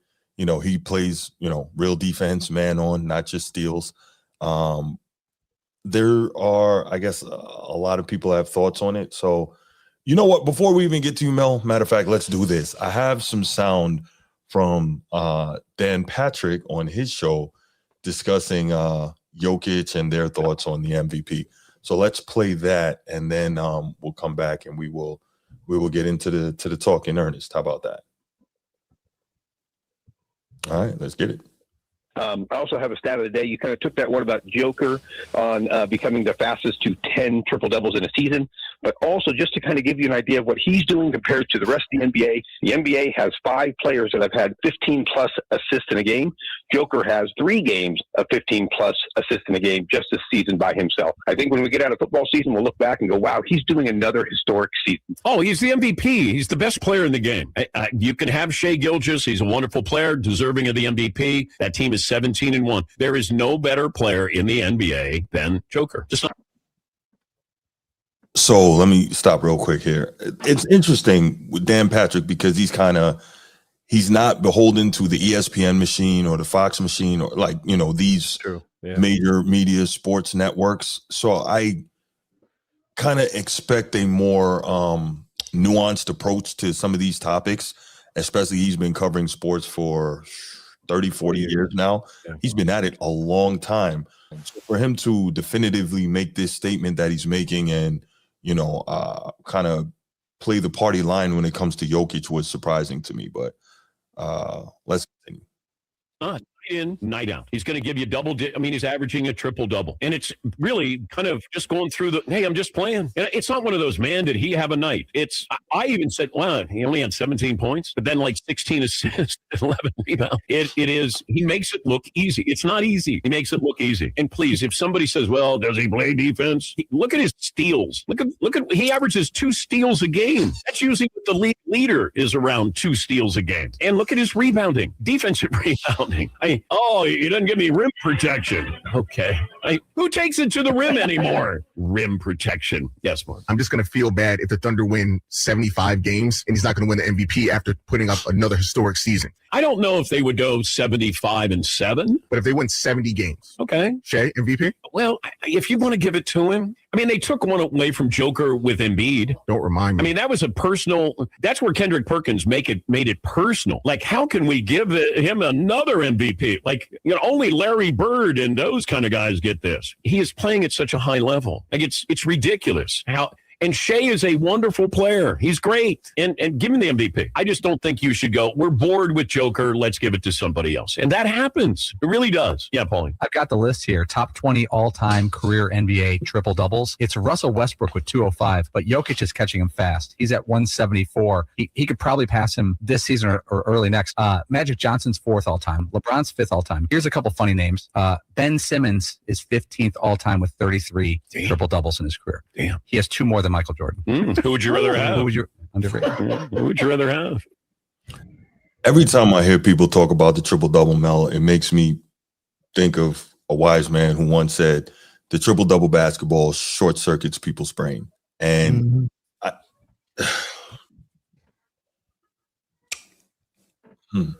they can't think of once they see the triple-double is they can't think about nothing else. It's just over. Yeah, go ahead, man. What's your opening thoughts? I mean, for you to poo-poo defense and be like, he don't give you rim protection. So what? Who takes it to the rim? All this mental gymnastics that you have to go through. Like, picking the MVP is not supposed to be that much math, that much deep diving. Like, if you got to go into advanced analytics to figure out why your Joker is the MVP, then he's probably not the MVP. It's very simple, right? You have the offensive end of the court, you got the defensive end of the court, and then you got how much do you win, right? Because everything that you do, right, has to go to the main purpose of why you did it. That there's a story in Genesis in the Bible where Cain and Abel both Cain and Abel both came with an offering. And Abel's was accepted and Cain's wasn't. Right? No one really deep dives into why Cain's offering wasn't accepted. I mean, when you look at what he did, he killed the freaking animal. I remember that. That's a sacrifice. He gave it. He went out there, found the animal, hunted it down, killed it, skinned it, prepared the sacrifice and offered it up, and it wasn't accepted. Right? Oh, maybe it was vice versa. I think Abel was the one who killed the animal, and Cain was the one who showed up with some berries that he picked or whatever. Right? But whatever the case may be, you could have done more work than me and presented your offering, but it didn't go to the right purpose. It wasn't the right thing. So you can do more work. Like SGA is not even playing fourth quarters right now. If he wanted more stats to offer, if this was an offering that you wanted to give up to the MVP, this was an offering. Hey, I've done 4 quarters of work. I've done this many assists, this many points, this many rebounds. Here's my offering. But the main thing you were supposed to do was win. What's your winning offering? Oh, well, I ain't win that much. But how about all these assists? And SGA is coming in here and saying, here's my points, here's my effort on defense, and here's my team wins. That's an accepted offering. Right? Yes, because you were supposed to win. It's supposed to go towards winning. All of this other stuff you're doing, that's offered up to a different guy. We call that guy the offensive player of the year. If you want the offensive player of the year, give that to the stat guide. But the one true guide is looking for wins. The Nuggets are 13-4. Huh? The Nuggets are 13-4. And OKC is 17-1. Yeah, but it's not like the Nuggets are 500. Is 17-1 better than 13-4? It is. I mean, because okay, so over time, because the MVP don't give it out right now, right? So over time, it's going to end up being the same thing that it was last year, which is what Dan Patrick was saying that he was afraid of. They're going to win 70 games. Then what? Right? Because what they won 68 last year. And Jokic won 50. That's 18 more games. That's 18 games. But the Nuggets are on track to win more than that. Okay. Are they on track to win more than OKC? No. What's more important, Jokic stats or his team wins? But he's getting both. But not at the rate that SGA is. And he's not offering anything on defense the way SGA is. The offering on defense is not acceptable. Right, but the difference between the level of winning is marginal. Like it's not over time, Sneed. Okay, not so over time. 18 I wins is a lot of wins. I think the Thunder will regress a little bit, but I still think they're going to have like 70 wins. Yeah, so I don't think they're going to have 77 wins where they're tracking right now. Right, like they could get 70. Let's say they get 70 wins, and you said Denver is on track to get more than 50. I don't think they're on track to get more than 60. I don't think they're on track to get more than 60 with Bron going down for 4 to 6 weeks, Eric Gordon going down for 4 to 6 weeks, and they was playing defense at a top 5 defensive rating at the beginning of the season. They're number 14 now. Their defense is wait. No. I was told that Jokic's defense is key to I'm serious. I was told that what he's doing is key to the fact that they have one of the top defenses in the league. So someone please 14. educate me. 14 now. I just checked last night. 14. So when they was bragging about, they're top 3 defense, 14 now. And then they lost their best defender, Aaron Gordon. Remember, I was showing you that stuff though, right? I was showing you the screenshots. Bro. Losing Aaron Gordon is huge. He does so much for that team. And guess what else is huge? Losing Jalen Williams. I'm going to tell you why that's not as huge. SGA is the type of dude that can continue to produce wins even when J-Dub is out. Because SGA is that dude, bro. And that's why he's the MVP. Yeah. That's why he's the MVP front runner. I agree. SGA is my pick for MVP. I believe you're the man until someone else beats you for it. And to me, Joker looks the same as he did last year. He's more efficient this year. He's playing a few less minutes per game because they actually brought him in a center to play some backup minutes. It's actually enhanced Joker's efficiency, but his defense is still part-time at best. He still does the Olay business. So I'm still going to stand on that and say SGA plays point of attack defense. If he doesn't, that's the first, chink in the armor of the defense is if you can't defend at the top where the offensive action starts, you're going to have a bunch of problems. You're going to have breakdowns. The Thunder defense does not break down. Never. Every now and then. Their defense is number one in most metrics. They go through a flurry for 5 minutes and get a 10, 15. 5 minutes? Oh, yeah. Well, I mean, I wish the Cavs would just have 5 minutes of weak defense. We go quarters without playing good defense, Yeah, but like SGA gives you all the same things that Joker can give you essentially, but he does the defensive side at a high level. Joker's offense is very special, and SGA has that same impact offensively too. He has just as a reliable shot. He plays the point guard position. He could play the 2 guard too, and his presence doesn't downgrade his teammates. So it's not like you could say, well, Joker makes his teammates better. SGA makes his teammates better too. I don't really see the holes in SGA's game. I do see a defensive hole in Joker's game because he chooses not to play defense sometimes. Correct. I don't know why. I know why. He's preserving himself. I just wish he didn't do it. Because that, to me, that's the difference between these two candidates if I'm talking about the two of them for MVP. But we constantly hear how this guy is without question the best player in the world. And how can that be knowing what you just said? They all know what you just said. Not even that he can't, but that he won't. To me, that's worse. Yeah. Yeah. I just can't accept the offering. Effort on like elite effort and elite results on defense, elite effort on offense, and then more wins is a better offering in stats. No offering on defense, no effort. Like you're giving me no effort in that area, and you giving me stats and then wins, but less wins than the other candidate. Like I just don't understand how you like. I don't understand Dan Patrick and people that think like that. The stats are great, but create another award for stat patterns. Like create the offensive player of the year so there won't be no argument. That's not MVP stuff. MVP stuff is greatness. Stats are stats. Stats are stats. That's not the offering we're looking for MVP.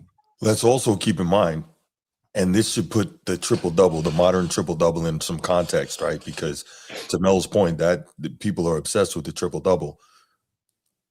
Ben Simmons is 15th all-time in career triple-doubles and has more than Michael Jordan. That right there should let you know, okay, the triple-double is an overrated stat. That right there. They didn't even catch themselves when they said that. They said Ben Simmons has one more than Michael Jordan. They didn't even catch themselves like, which one would you take? So they just answered their own question on how important triple-doubles are. They didn't even catch themselves. I got to assume they were joking when they were saying that which one you would take, though. They were being, facetious. Of course they was joking, but they didn't even catch how they joked themselves because you just big up triple doubles for Jokic, but the importance of triple doubles is nowhere close to the importance of winning and defense. Right.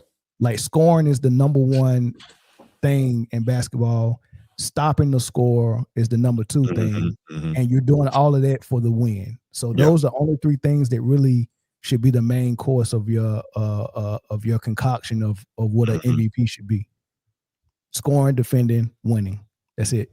Yeah, no doubt. Whether you got a triple double or not is null and void. Well, I used to be a big, believer in the triple double, but that was many years ago. And, as times change and you see how easy they are to get and how really they don't mean what they used to mean for a variety of reasons. But one of them being like, back in the day, you felt like you get a triple-double. That's truly controlling the game because triple-doubles came within the flow. And to your point, whole offenses were not built around getting a guy a triple-double, right? Like Correct. Jason Kidd could get you those. And I was a big fan of his for that. He could get you the triple-double, but it was always within the flow of the game. Magic gets you triple-doubles within the flow of the game. It wasn't that everything was designed specifically to get certain guys those triple-doubles, much like we see today. So yeah, with people like J Kidd and Rondo and Magic, when they got the triple doubles, just by their position playing the point guard position, you can go ahead and pencil them in for 10 assists, right? Just because they're also capable scorers, you probably could pencil them in for 10 points. So double doubles was something that they always going to flirt with. John Stockton, they was always going to flirt with double doubles. Now, what was unique about the triple doubles they got? Because Rondo didn't need to always come and help Kendrick Perkins and KG on the glass. But when they're playing a team like the Lakers, they got three bigs, 3, 6, 11 and up guys, Lamar Odom, Bynum, and Gasol. Doc Rivers might say, hey, we need you to rebound this series. And then all of a sudden, the point guard will say, I'm grabbing some rebounds this game, and they get a triple-double. I like triple doubles like that. I don't like triple doubles where they say, hey, big man, you're a center and you are our best player. So you're going to get 10 points. You're going to get 10 rebounds. That's just by position, right? Just like a point guard is going to get 10 assists, a big man is going to get 10 rebounds, right? If he's good. So you already got a double-double penciled in, but we also want you to be our point guard.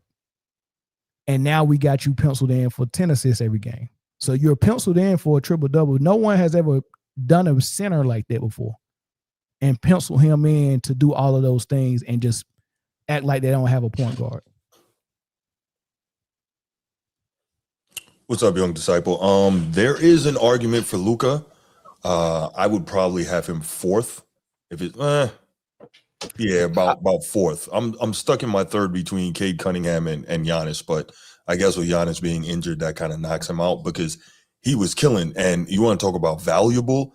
There was such a mega drop off in the offensive efficiency of the Bucks when he is on the floor and not off the floor. It's like 20 points, something crazy how far that team drops off offensively. I think they were the number one offense in the league when he was on the floor and when he was playing. And when he's not, the drop off is just so huge. So I think I had Giannis as like my number 3 guy in the in the MVP voting. But Cade Cunningham, I'm not mad at anybody who puts him there. So Luka is kind of funny because like he's rebounding and he's passing and he's like shooting the lights out right now. But we'll see how long that goes. And again, it's kind of a similar thing. He is getting more effort on defense this year. Say again. When he's hot, he's shooting the lights out. He's not hot every game. It's awful. There's games where he goes 1 of 7, 1 of 8 from 3. He's shooting high 40s though, I believe, right? In what? No, not from 3. Bro, he's shooting like 33. He's got to be in the 30s. He's like 33% from 3. No, I meant from the field overall. Let me see. I mean, a large majority of his points come from the free throw line, bro. He shoots like free throw. He's shooting the most free throws in the league right now. Yeah, he's taking free throws and threes. That's what he do. Shoot a lot of threes, a lot of free throws. He's averaging almost 13 free throw attempts a game. So imagine this though. Luka is shooting 47% field goals while shooting 33% from 3 and taking too many threes at that. Right. So that right there that shows that he's shooting well from he's shooting very well from 2. Out of the 3 guys we're talking about, Luka, Joker, SGA. Luka has the most flawed game. Okay. He's the most turnover prone amongst the 3. They all have turnovers. But Luka is by far the more turnover prone player. Yeah. He's most dependent on the free throw.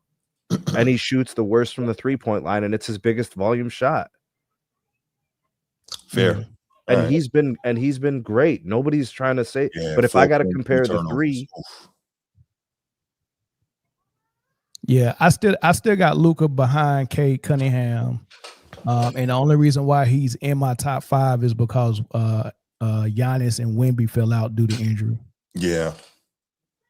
By the way, SGA doesn't play fourth quarters. Yeah, we talked about that. Yeah. 10 fourth quarters he's missed, but he's playing this one. They only up 7, so he playing this one. He playing this one for sure. Look, to me, when a guy scores 35 a game or a guy scores 32, to me that doesn't mean much in terms of degrees of separation. I'll look at other things to make an assessment on who's playing better or who's more deserving of an MVP. Yeah. So here we are. So the Young Disciple says SGA is a free throw merchant, but Luka averages 4 more a game. Yeah, Luka's leading the league in free throw attempts this year, and 4 more a game. So in 10 games, that's 40 more attempts. Well, no, let me see. This year, SGA is averaging 8.3. Luka's averaging 9.8. So so over a week, that's an extra 10 points. Over a month, it's 40, 50 points. Yeah. Yeah. I'm looking at the makes. I'm sorry. Luka's averaging 12.4 free throw attempts per this is game. what I was trying to tell you. Yeah, my bad. I was looking at the makes. There's separation. No, you're right. So how are we going to sit there and call a guy a free throw merchant when there's somebody else averaging 30% more free throw attempts a game? Right. No, nobody's moving the goalpost, Bruce. You said SGA nickname is the free throw merchant. Stop it, Snead. When the guy that you guys are trying to cape for right now is shooting 3 more free throws per game, you don't get to say that. It doesn't add up because y'all love stats, but now the stats funny though for you. That Luka is shooting more free throws than SGA. He's probably shot overall more, and he's missed 4 games. And then when you look at Austin Reeves is probably shooting just as much free throws as SGA as well. So they got 2 guys on the same team shooting more or equal to SGA in the free throws. That's funny. This is interesting. The amount of free throws you take doesn't equate to you being a free throw merchant. I'm really not understanding that one. He's the only player in the NBA averaging more than 4 turnovers a game. Luka, right? He's the only guy in the NBA averaging more than 10 free throw attempts a game. Yeah. They officiate him differently. And Austin Reeves is averaging 9.4. He's right there. They literally officiate Luka differently. I guess you do know that the Lakers take the most free throws because of it too. Yeah, I guess, and we know LeBron James will get his fair share, but I guess what he's saying is that since SGA initiate some contact sometimes or exaggerate some contact, that he's the merchant. But I guess he's saying it like I guess he wants us to pretend like we don't see that Luka do the same exact thing. But I don't know. I play his game. Yeah, Luka don't exaggerate contract. All his foul shots is just people fouling him because they can't guard him, I guess. But SGA, all his foul shots is him jumping into people, I guess. Yeah, there you go. See, to me, they do the same things. It's just one guy requires it more because he's slower. Like the Luka, it's a little bit harder for him to create separation in space because he's not as quick. So he has to create the contact even a little bit more and more frequently than SGA. And SGA does create contact. He does. Wow. They complain a lot too. I see Luka. I see Joker. Yeah. I don't notice it too much from SGA, but Luka and Joker politic a lot with the refs. I mean, it's hands clapping, it's clapping and yelling. They're not getting back on defense. They're screaming. Yeah, I see a lot of that. You know, Jokic got this thing he do, right? And I've been watching it for the last 3 years. And it's funny, man. He's smart. Jokic is smart. And people used to get frustrated with John Stockton for knowing how to get fouls and bait the refs and making calls. But Jokic got this thing to where if someone's getting physical with him and they don't call it, he'll challenge the referees and do the same thing to that player on the other end and he'll exaggerate it. Like he'll let you know that he's doing it, and he's almost like daring them to call it. Like they just did this to me. I dare you to call it on me down here, right? Or if they call a foul on him, I seen him do it. The game against the Rockets, I think. They called the foul on him. He felt like he shouldn't have got that foul, so he started doing the same. No, it was a guy fouling him. He didn't get the call, so he started doing the same thing to the other guy, but he was doing it like exaggerating. Like he just kept bumping him, It was like for like 15 seconds, he bumped this guy and was forcing the referees. I dare you to call it. I dare you let him get away with it and then call it on me as the superstar. And I was listening to the Nuggets broadcast and they was calling it out like, look, oh, Jokic, but they loved it. They thought it was cute. Oh, look at my baby. They thought it was cute. Can we do some fact checking real quick? Kobe Bryant averaged 6 free throws a game for his career, 6 free throw attempts per game. Or no, excuse me, 6 made free throws a game, 8.5 free throw attempts per game. So Luka is 4 more free throw attempts per game. 4. So pump faking now makes you a free throw merchant. See, bro, you don't want to do this, bro. You don't want to just say things and then get your ass fact checked and get drugged through these chats, because these are easy things. This is not hard to do. It's just general searches. Kobe averaged, his peak was 8.7 free throw attempts. His career is 7.4 free throw attempts. His peak, his highest led the league once. Yes, 8.7. Yeah. So 8.7 makes in 10. Yeah. That's those aren't serious comments, though. Like they just, bro, we're talking about 2-3 extra free throw attempts a game, but that's a free throw merchant. Yeah. First and foremost, that ain't got nothing to do with the MVP in the first place. So I wouldn't even entertain that. Like, what does that got to do with the MVP? No one cares. Well, Kobe won an MVP. I'm talking about what this Young Disciples comment. Like, who cares about what people call him a free throw merchant? What they got to do with my MVP criteria? It's looking for a way to denigrate SGA because people want Jokic to be the MVP and they want it to be unquestioned and so on. That's what it is. So what you're saying when you say, okay, Jokic doesn't give on both sides of the floor what SGA does, somebody has to come back with, well, what about such and such? What about so and so? That's what's happening here. That's what that is. What aboutism? Nah. Yes, offensive value, defensive value, team success. That's my criteria. All right, so those are good metrics. But like my point is this: these two are clearly the best 2 players in the league. Yeah, I can go with that. It's a valid conversation. Sure. We can nitpick and we could start separating the two with these nuances, and it's fine. It's good. But like, I don't think Luka's to the level of those other 2. I don't. Believe it or not, I don't see a huge difference between Luka and Jokic. I really don't. It's the hardest thing to size maybe pause. The hardest thing to reconcile is Luka self-imploded in the finals. SGA goes there and wins it as the MVP, clear MVP. Yeah. And then even Joker wins the MVP and wins a chip. That's right. So I know the composition of these players too. I know what they're made of because I've seen what they could do. Yeah, Bruce, I won't sneeze. I do see a huge difference between Jokic and Luka, and even though they both are chopped on the defensive end, here's the difference, right? Jokic as a big man, he gives up his body 75% of the time on offense. He sets screens for Jamal Murray about 3/4 of the time on offense. Like that's already different from Luka. Luka has never set a screen for nobody. Luka either has the ball in his hand on offense and getting screens set for his fat ass, or he's standing in the corner and just watching someone go one-on-one because that's their offense, right? He ain't gonna come set no screen for nobody. I've seen Luka make some nice passes. I mean, he's no passes. I'm talking about screens. No, I've never seen him set no screen. No, he's not. All it is the ball in his hand or he's in the corner. Jokic is doing way more for his team offensively. Okay. And that's one. And then on the defensive end, I mean they both chop, but Man, Luka way worse than Jokic, dog.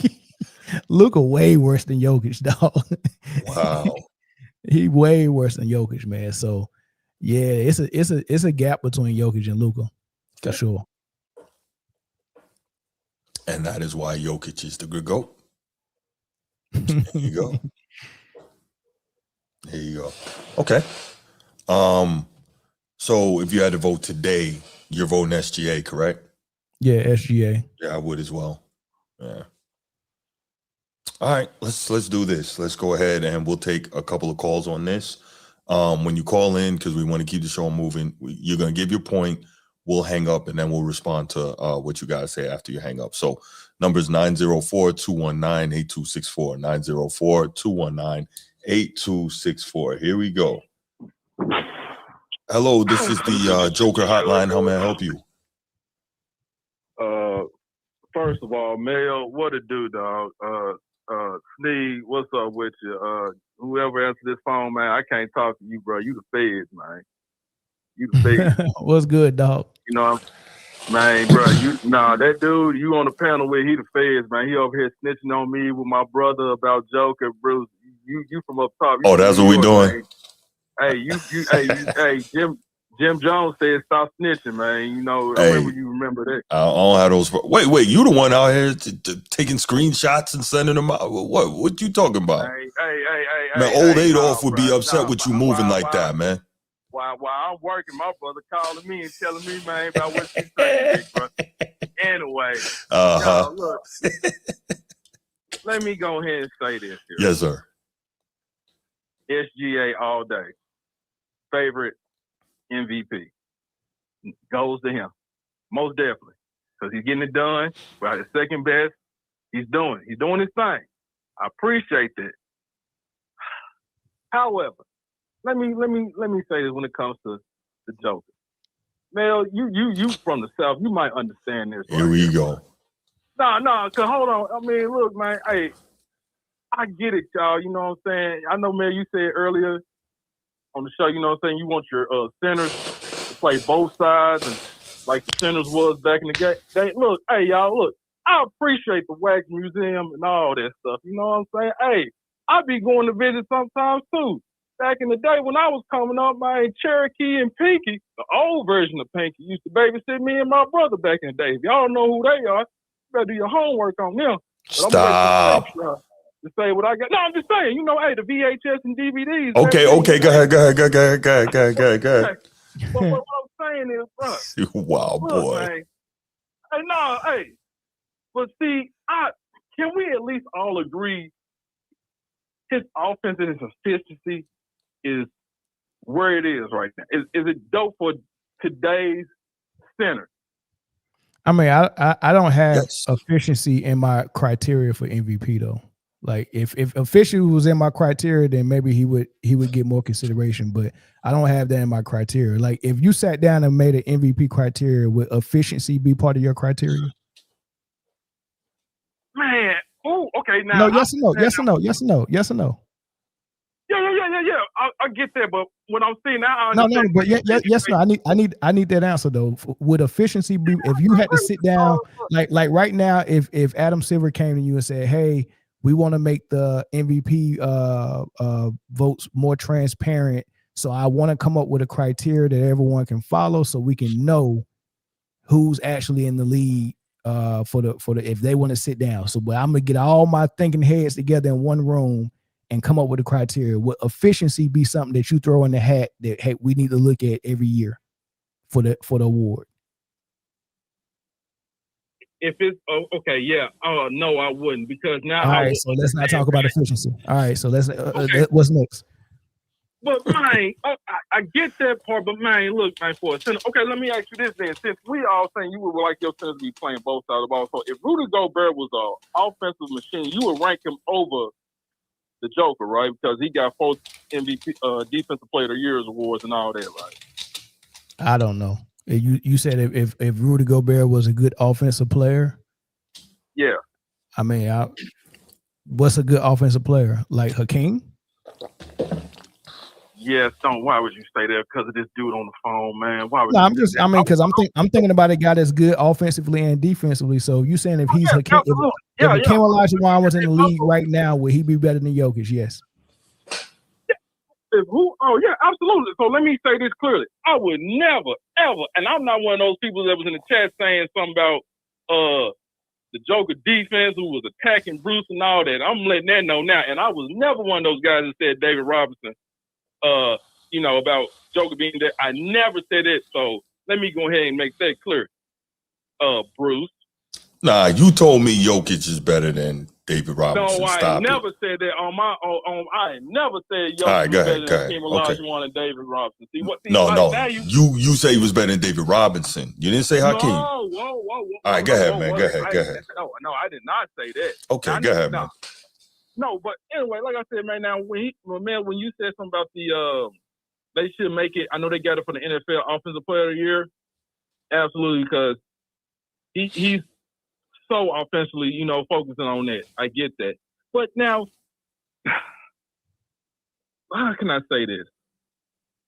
Now, y'all never seen Joker got a block in a game before? I'm just asking. Yeah, I seen it a couple of games. I seen it a couple of games ago. He didn't jump to get it either. You said what? Yeah, I seen him get a block before. Okay, yeah, and of course I seen him get people rope. You know what I'm saying? Like he gives up on all that. I agree with all that, but anyway, I'm just keeping it short and brief, man. Look, I just wanted to say that, and that was that on that, man. Because Bruce thought I might not even call in, think I might get, you know what I'm saying? I know this is 3 versus 1. Hey, look, check this out. 3? I already told you I'm on your side of the table, man. Stop it. Bro, stop it, bro. Stop the cap, bro. Hey, you work for Capital Records already. You triple platinum. Hey, man, I'm with you. Pause. The GOAT, man. Come on, man. I'm with you. Man, whatever, bro. That's hey, Capital Records, man. But anyway, man, I just want to call in and say that and speak that, like I said, 3 versus 1. Hey, my mama and them taught me back in the day, you might get jumped, but make sure you take down one of them. So that's how you gotta do it. Send a message. She thought you right. Anyway, man, y'all keep the show rocking and rolling, man. Y'all have a happy holidays, Thanksgiving, Bruce. You know what I'm saying? Yeah, I appreciate that, brother, man. Same to you, man. Hey, let me say this: cornbread, collard greens, and chitterlings on my plate. Who say that verse? Man, look at you. That's Project Pat, bro. But I'm gonna let you go, bro. That's crazy. That's crazy. Yeah, what's crazy is eating chitterlings. Yeesh. Man, you just don't know. Nope, I do not. No, it's disgusting. You don't even like greens neither, do you? No, I like spinach. Oh my! All right, big bro. Yeah. All right, man. Water, man. All right, brother.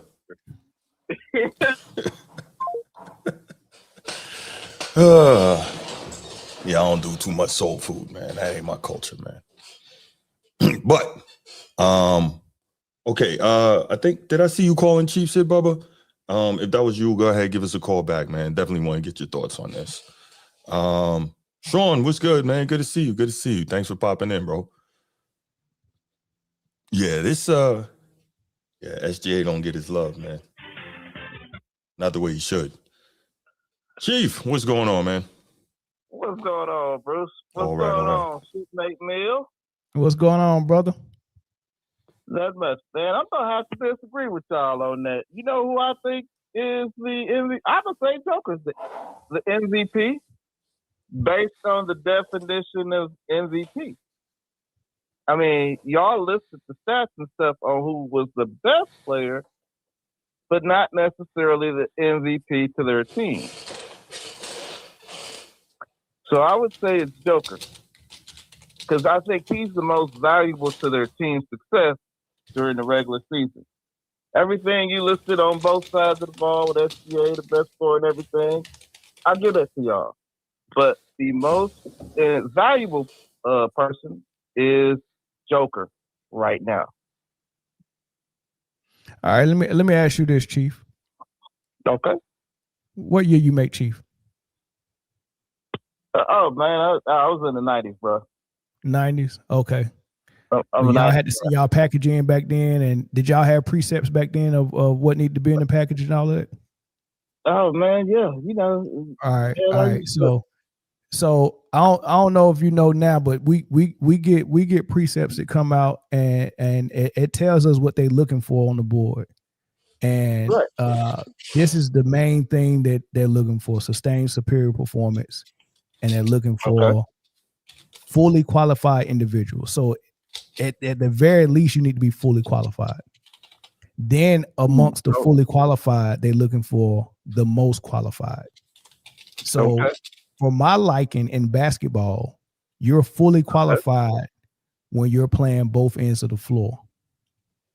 And your team is successful. Jokic's team is successful. He's definitely playing the offensive end of the floor, but not the defensive end of the floor. So he's not even fully qualified for the award. Right. So of all the candidates that I bring to the board, he would be the least qualified for the award. Okay, let me ask you this. By the definition of the award, if I took SGA off the Thunder, if I took Joker off the Nuggets, the Impact. Now, I give SGA as the best player, and I know he's the best on both sides of the ball. But I'm looking, at certain things like the stats. Both of those, they got the stats. I love how SGA played, but if I took Joker off the Nuggets, dang, he's the engine that makes everything go with them. Right. So let me take it back to the Navy for you. Let me take it back to the Navy for you, Chief, so you can understand. If I took you away from your division and your division fell apart, but I left my division and my division still flourished, does that mean you're more valuable to me, or does that mean that I have a better system in place where people can be successful without me? If you're not training your replacement, if you're not making new leaders, if your co-star isn't capable of righting the ship while you're not gone or while you're gone, then it's a failure on your leadership. Right. So I can't brag about a player in a hypothetical and say, oh man, when he goes to the bench, his team fall apart. He must be the MVP. That's bad leadership somewhere in that division. That's bad leadership somewhere on their organization. So what's really going on is Jokic has a system in place that only works with him. Is he not the offensive hub for his entire team? Mm-hmm. So it's obvious when he leaves, he's created a single point of failure that makes him look good to the naked eye when he's not around, because the team looks bad without him, but the system has to have him to operate. The triangle offense didn't have to have Jordan to operate. It can operate without Jordan. That doesn't mean that Jokic is more valuable than Jordan. That just means that there's a horrible system in place that has a single point of failure. So if you leave your division or your household or anything that you leave, do you want it to fall apart when you leave? Yes or no? No. No. No. All right. So we have to stop bragging about Jokic's team falling apart and saying that makes him the MVP. Well, I wouldn't say it'll totally fall. It wouldn't be the same impact. I'm just looking at the impact deal. Right. And that's an indictment on Jokic, not a plus. That's an indictment. So on top of him not having his team in a system that can operate without him, poor leadership. Right. On top of him not being fully qualified for the award because he doesn't play the defensive end of the floor, which is also poor leadership. Okay. And then on top of that, he hogs all the roles on offense where he doesn't create new leaders in his team. Hence the reason why he's never played with another all-star, because how can I be an all-star if you're loading and hogging all the roles on offense and all the stats? And then his teammates have to pick up his slack on defense. They got to play zone to protect him. And Aaron Gordon has to guard two people and protect the rim, and then guard the best player, whether it's Durant, LeBron, or Edwards. He got to guard all those beasts in the West. He had to guard SGA as well. Like, he got to guard all those beasts on the West and protect the rim and provide 20 points a game. Yup. Okay. let me ask you this though, Mel. Now, if the coach of the Nuggets was Mike Malone at first, right? Yeah. Mm-hmm. So now they got what's his name? Son. David Adelman. David Adelman, Rick's son. Mm-hmm. What's the difference between those two? You know, they had the changes in leadership, and Jokic still there. So what kind of change was it? Was it any kind of impactful change when those two, or does Denver seem to be the same with Jokic? They're a little bit different. I think that was getting stale last season. Right. I think Malone's voice was getting a little stale in the locker room, and you know it wasn't impacting the same. And then you know they had the same team they won a championship with, minus some people. You know, so I think this year they look a little different because they got Bruce Brown back, they got Tim Hardaway Jr. and they got Cam Johnson. So they got two players that to replace Michael Porter Jr. like as shooters, Tim Hardaway Jr. and Cam Johnson. So now you got Michael Porter Jr. on the floor all day. Like you got that same shooter all game instead of him going to the bench and had to be replaced by Westbrook or Brown. Right. So you got Michael Porter Jr. on the floor the entire time, and then you still got Bruce Brown, which was doing the role that Westbrook was doing last year as a slasher. So that's what make them look different from last year. I don't think it's just Adelman. Right. But I was just saying, well, if it was the team with Malone or if it was the team with Adelman, everything to me is, like you said, it's the fail safe. Now, if I said who's the better player on offense and defense, I give it to SGA. But I think I could also manufacture wins without SGA.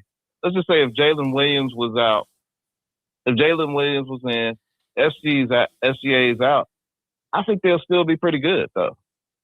And I just because they have a system in place they can still run without SGA.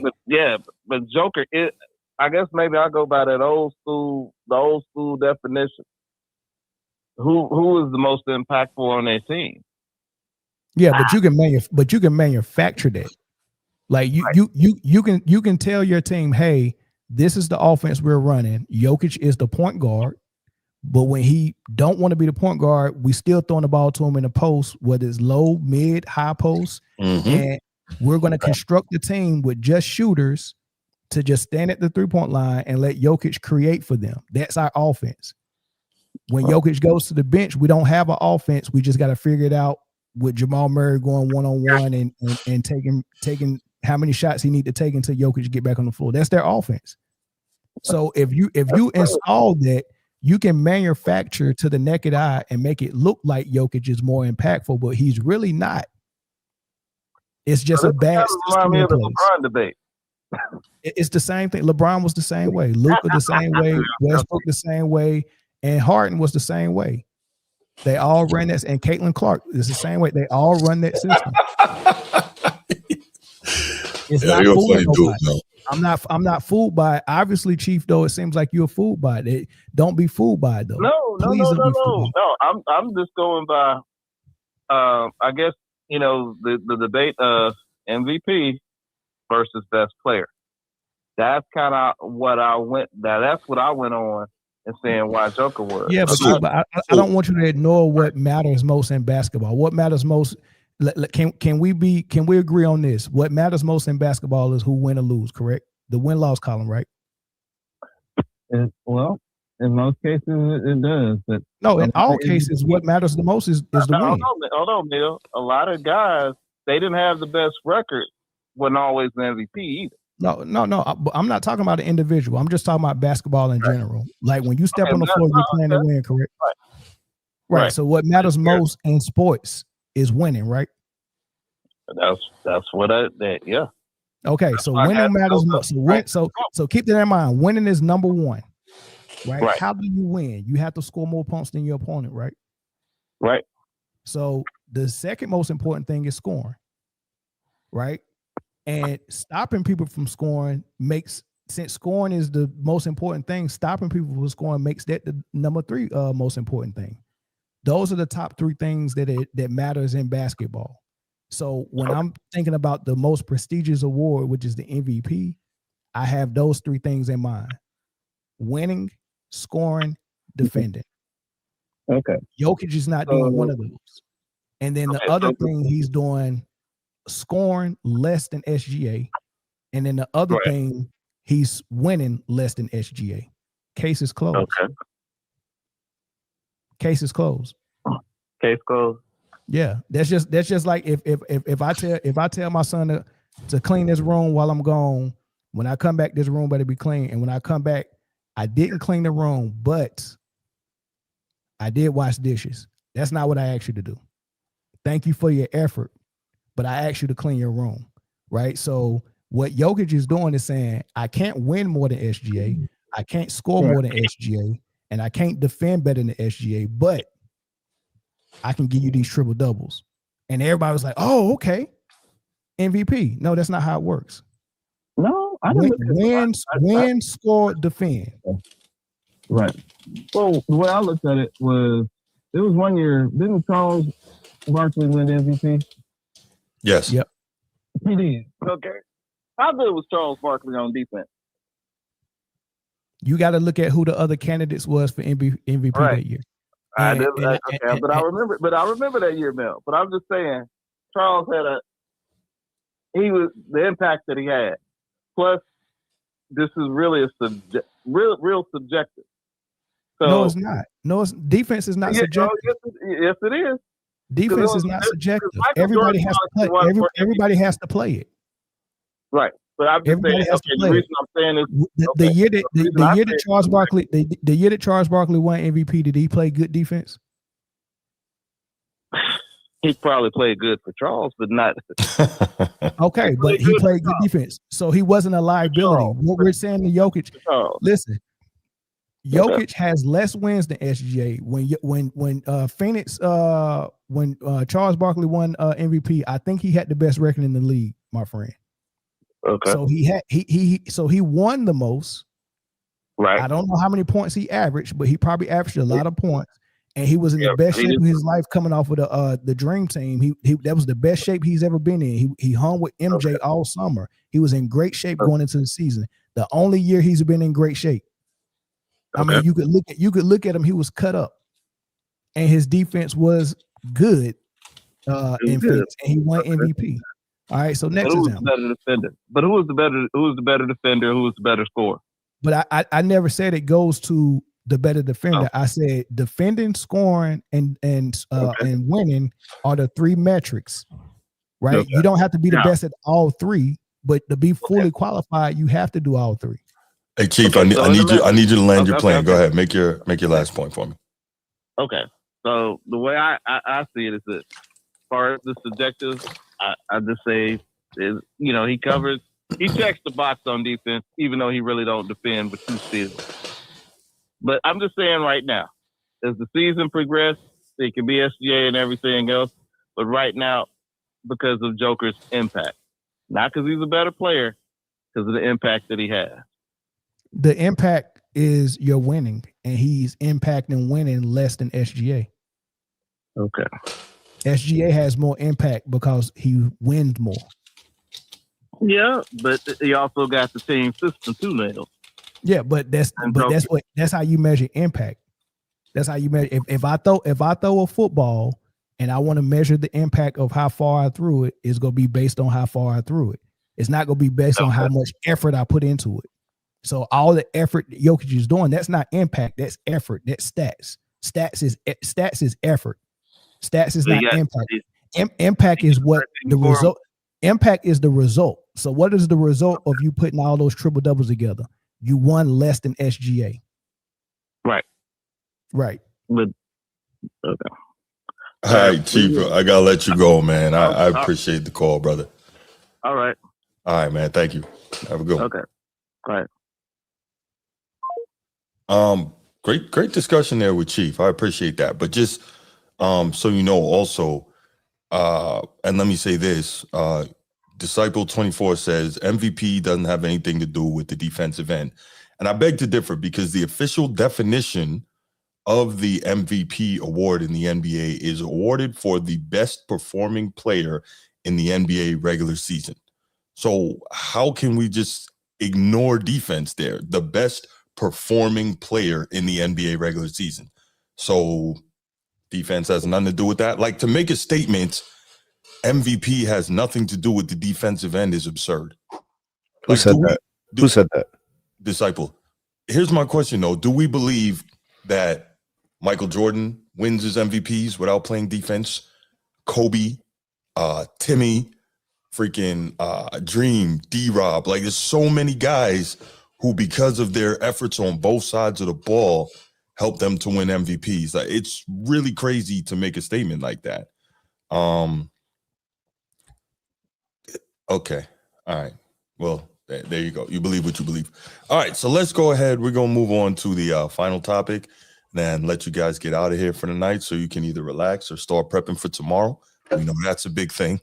So this was interesting. This was something that came across my timeline today. And this is about Dwyane Wade and his opinion on the GOAT debate, which was really like odd to me because obviously D Wade came in that same vaunted class with LeBron James. He and LeBron James have been tight for their entire careers. Obviously they played together for 5 years, 4 in Miami, and then I think another year in Cleveland. And so Dwyane Wade, having played against LeBron and with LeBron, knows him extremely well and is constantly asked about the GOAT debate, blah, blah, blah. And he's always said that for him, Michael Jordan is his GOAT, right? But now it's really weird. It's almost like he has to find a way to kind of, because I guess he keeps getting asked about it and maybe there's some pressure on him from somewhere. So he's got to kind of find a way to reword it to make it more palatable to LeBron and his people or the LeBron-centric NBA media to make it, I don't know. But D Wade had very recently made some interesting comments on this that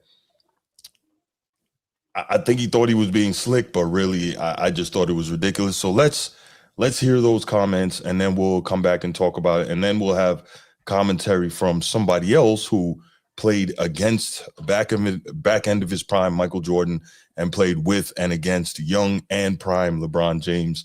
And then we'll kind of really dig into this topic a bit. All right, here's D Wade with his newest take on the GOAT debate. LeBron Jordan debate.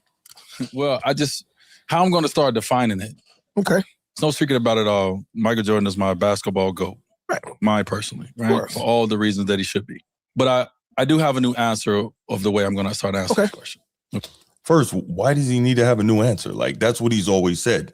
What's forcing him to change the answer now? Like, I'm not really following. Like, but let's go ahead and continue with the commentary. When people ask me, I'm going to say Michael Jordan is the greatest player I've ever watched. He is the greatest player I've ever watched. Okay. LeBron James is the greatest player I've ever seen. Oh, I saw what you just did right there. You feeling me? I felt that. I never saw Michael Jordan. I watched Michael Jordan. Yeah. I saw and I've seen LeBron James up close. Up close. I played against and I played with. I've never seen, I personally have not seen a greater basketball player, but I've watched a great basketball player. I don't. You know what he just did? Try to twist my brain into a pretzel like the Triumph instrumental. Right. You remember when Eddie Murphy say when a dude get caught cheating? Shut up. And he was like, yes, we fuck, but I make love to you.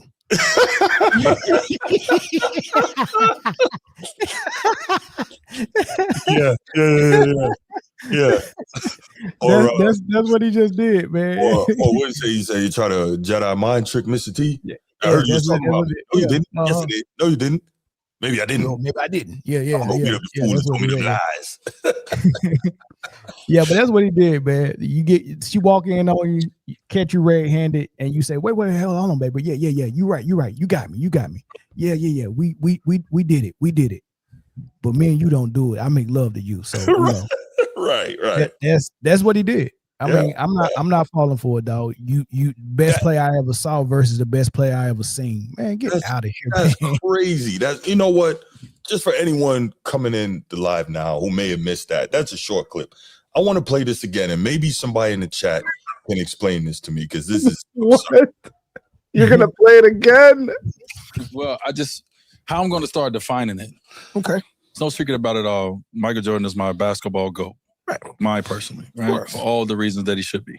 But I do have a new answer of the way I'm going to start asking the question. When people ask me, I'm going to say, Michael Jordan is the greatest player I've ever watched. He is the greatest player I've ever watched. Okay. LeBron James is the greatest player I've ever seen.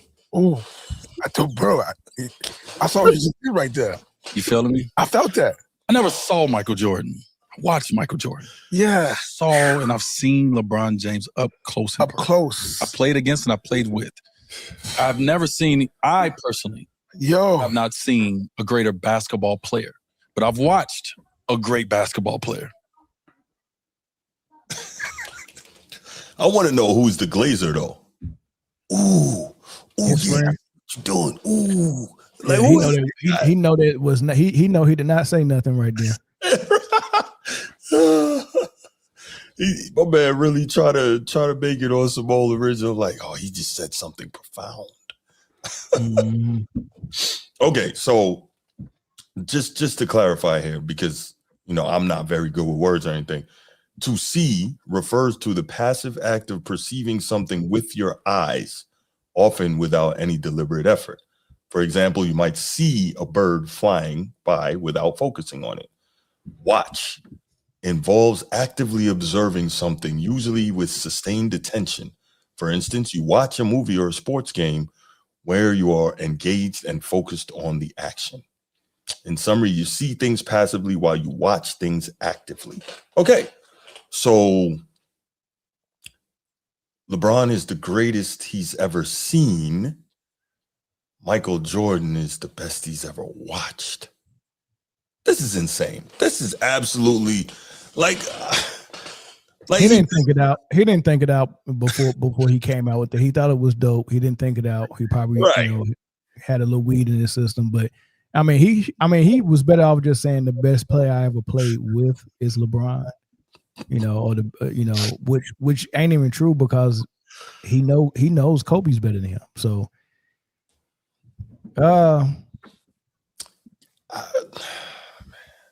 it's gonna be like this for a while, man, because people feel like they have to not step on LeBron's toes with their analysis on this topic, man. So people always sound ignorant when they say stuff. Did you hear what David West said when he chose LeBron as the GOAT? No, what did he say? It was worse. Really? Look that up. I bet. I did a video on it like 2 years ago. I was like, what the hell is he talking about? I might repost the video. It's so wild that, and look, people have a right to choose LeBron as their GOAT if they want. I'm not saying they don't. But it's really interesting that people, to your point, you used the expression earlier, mental gymnastics.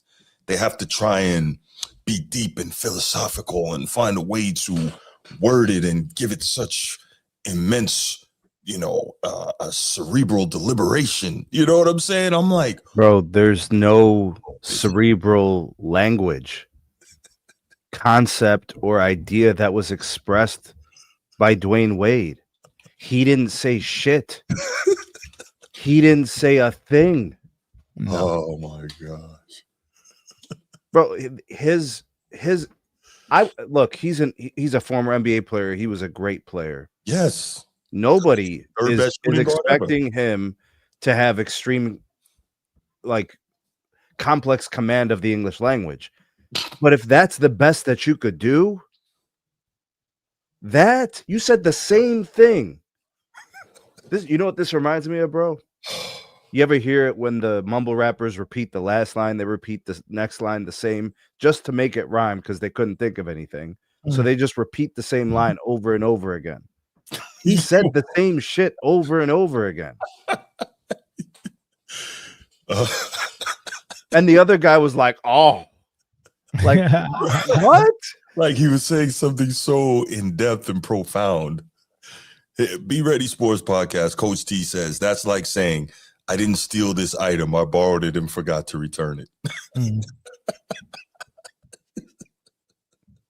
Bro, how old is Dwyane Wade? D Wade, let's see. What he played 4 years in college, so he would have been 22 when he came in the league in 03. So he's 42? 43? 44? Let's see. I'm younger than D Wade, and I watched Jordan play in person. Right. Like, that was the other thing. I was gonna get to that where he's like, I saw Jordan play yeah, at Richfield Coliseum against the Cleveland Cavaliers when I was a kid, and I'm younger than Dwyane Wade. Mm-hmm. And I'm not talking about the Wizards Jordan. I'm talking about Jordan when he was winning league MVPs. Right. No. Yeah. That was funny. And I was going to get to that he decided he was going to say he never saw Jordan play. I'm like, how is he's from Chicago? How is this possible? And so here's the other thing, right? When it comes to this GOAT debate, if you notice, so many people have to lie to try and when they choose LeBron again, which is their right, they have to lie and do strange things or say strange things to try and, facilitate explanation of that choice. That's really odd to me. Why are these guys doing these things to themselves? Because they can. They don't have good mentors. Because they're afraid. Somebody who's advising them. I don't know who's advising them. He really thought, seriously, Mel, he really thought he said something profound there. He did. He thought he did. He said, okay, I figured out how to get around this GOAT thing, not pissing off my boy, while also that was who I think the real GOAT is. Bro, that was the equivalent of Baby. The Cash Money dude when he rhymes. That was the equivalent of Baby. Hey, you better stop talking about these Southern rappers before Ed come get you, man. I go to the mall and ball like a dog. And he said it like 9 times in his rhymes. Like, who told you that shit was hot the first time? You said it again? Hey, so okay, was Dwyane Wade's. That was Dwyane Wade's. I go to the mall and ball like a dog. There you go. That's pretty much. Okay, so he pulled the win out, y'all. 113-105. SGA, 40 points off 19 shots, 6 rebounds, 6 assists, 1 turnover, 3 steals. That's it. That's a hell of a night. It's a hell of a night. Without his second best player. That's why he's the MVP. For 19 games. Mm-hmm. He didn't have Chet how long? For 35 games last season? Yeah. Yeah, I forgot about that. That's right. Yeah. Yeah. I totally forgot about that. Man, what are these people talking about, man? They tripping. I don't know. But yeah, so that's D Wade saying some wild stuff, man. Edward, chill, man. Damn, long live old Adolf, man. It's all good. Damn, be easy, bro. Man, you see what you did? You see what you did, Sneed? You see? I told you he was gonna come for you. Stop it. You can. Hold up, bro. Rappers, I ain't like you, bro. I like Southern rap, bro. Don't play me. Yeah, not me. My Southern brethren. Cadillac spills, Cadillac grills. Check out all my Cadillac spills. Yeah, that's because Luda really spit though. Like, yeah, he don't spit. Yo, check this out. But anyway, so KD didn't go on the road for these 2 games. They played Phoenix and Golden State. What's that about? And it said for a family issue. And the rumor is he had a baby. I don't know if we can find out if that's true or not. But that's what? That's interesting, but I don't care. I don't care about that. That's that man's personal life. That doesn't. No. I'm not saying there's anything bad. I'm just shocked that that because he said he was gonna wait. He was gonna wait till he retired to have kids. Now I'm happy for him if he did. Okay. Somebody check on Brittany Griner to see if she's pregnant.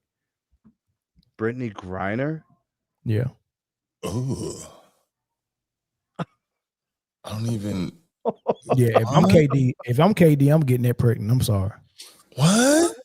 Oh yeah. If I'm 7 foot, I want a baby with Brittany.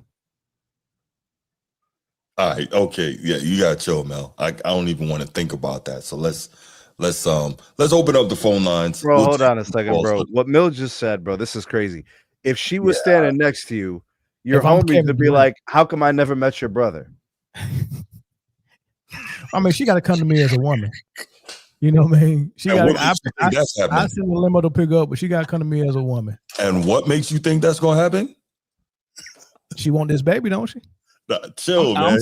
I'm saying in a scenario that Brittany said, she calls me and like, hey, KD, I want to have a baby. I want this baby to go pro.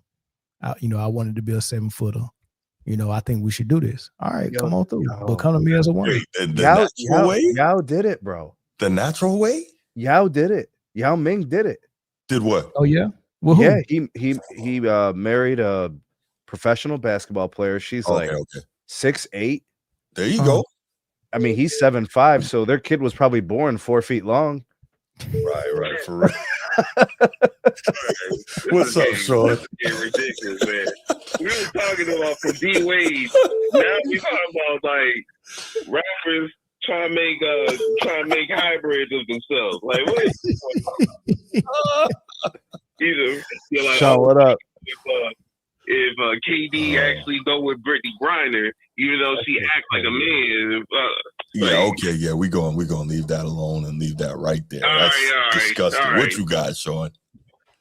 Man, D-Wade, man, hey, man, he trying his best to be a homie. Even though LeBron never supported him, he always screw him over. From his Miami days, when he went to Cleveland, and he didn't even go to the freaking Miami Heat celebration of his jersey and even statue. It's kind of like, bruh, why are you still trying to be best friends with Snake? Like, really? Michael Jordan is the greatest thing I ever watched, but LeBron is the greatest I ever seen. Bro, you could D-Wade one-on-one, bro. How can you say that? I mean, you could LeBron one-on-one. How can you say that shit? That is ridiculous. I don't know what to tell you. Right, and then he tried to like, man, I had to be nice. Let me still be nice because maybe, I see the light with my friend. No, the dude is a snake, bro. If your son wants to get an opportunity, he will take that for his son. I'm bugging out off of the co-host, whoever the other guy was. Yo, I see what you did there. I feel that part. Like, what are we talking about, man? As if you say something so profound and so mesmerizing, like, yeah, man, I can see that because when I see LeBron, bro, you in your 40s. How can you say it's the greatest thing you ever seen, bro? Both of you guys are like 40s and 50s. Come on, man, stop it. Stop it. That's like me saying. That's like me saying, like, man, eating sweet potato pies is the greatest thing I ever ate. But eating white mashed potatoes is the greatest thing I ever watched. That's the type of stuff that they try to say, bro. Yeah. Come on, man. Yeah, I don't know, man. Yeah, that was wild. All right, Sean, thanks for the call, man. I want to get Young Disciple in here. He was trying to call. I want to take his call, man. Calling from Houston. Like, what you gonna do? Man, we got to get his call, man. He's gonna swallow. He's gonna swallow up. Whoa. And pause. You know what I mean? Even with D-Wade, pause as well. I'm just saying because that's what they always do. That's what they always do. Listen. We appreciate that, but we gotta give him an opportunity to say what he feels too. All right, man. All right, Sean. All right, Sean. You about to speak some Popeyes. Yeah. You know what I mean? Four chickens and a biscuit. That's what he's gonna talk about. Easy. We good. We got it, man. I appreciate you, Sean. That's what he's gonna be. All right, man. Have a good one. Young Disciple, man. Go ahead. Give us a call, man. I saw you trying to call, man. I wasn't ignoring you. I was just trying to finish that one up. Go ahead. Give us a call, man. Oh my goodness. Yeah, but I want to, it'd be interesting if he did have a kid, man. That'd be dope for Katie, man. I want that man to have. Oh, Mel, you really wildin'. What? Young Disciple, what up, man? Hello. Hey, hello. Hey, what's up, bro? Hey, what's going on? What's up? Hey man, bro, please, bro, if you can, bro, man, tell your audience and your little blase man to stop playing with me, bro, like they know me and all that. I don't even know that cat, bro. I got you, man. I got you. Like, please, bro, or tell them to step up, nigga, and talk to me like man to man, nigga, so I can eat all that bullshit. That nigga. No, young disciple, he had your back, bro. He did. Right. He had your back. I was trying to shut that down, man. Yeah, he shut it down. What are your thoughts, brother? Nigga playing with me like I'm some type of. Hey, hold on, bro. Hey, man. I don't really got too much to say. Like, okay. It's the same old. Like with y'all. Like, I mean, when somebody get a honest assessment on Bron, y'all gonna find a reason to downplay it. You with the semantics, bro. You talking about watch scene. Yeah, bro. Okay. Watch scene. Like all the dude, like all the and Wade has never ever like said anything differently. He just saying it in a different way. He's always said it's MJ then LeBron. Like y'all acting like he said that LeBron was his GOAT. He clearly said that MJ is his GOAT, bro. Yes, we heard that. So why it couldn't stay there? Why did he have to try and come up with some other way to try and ease it and try to make it like LeBron is on the same level? Like what? And doing it in some odd fashion that doesn't make any sense. I wasn't playing semantics, but words have to matter. But you are playing semantics, bro, when you saying seen and watch. Like that. How am I playing semantics? He's the one who said that, not me. I'm just trying to understand what the hell the dude is talking about.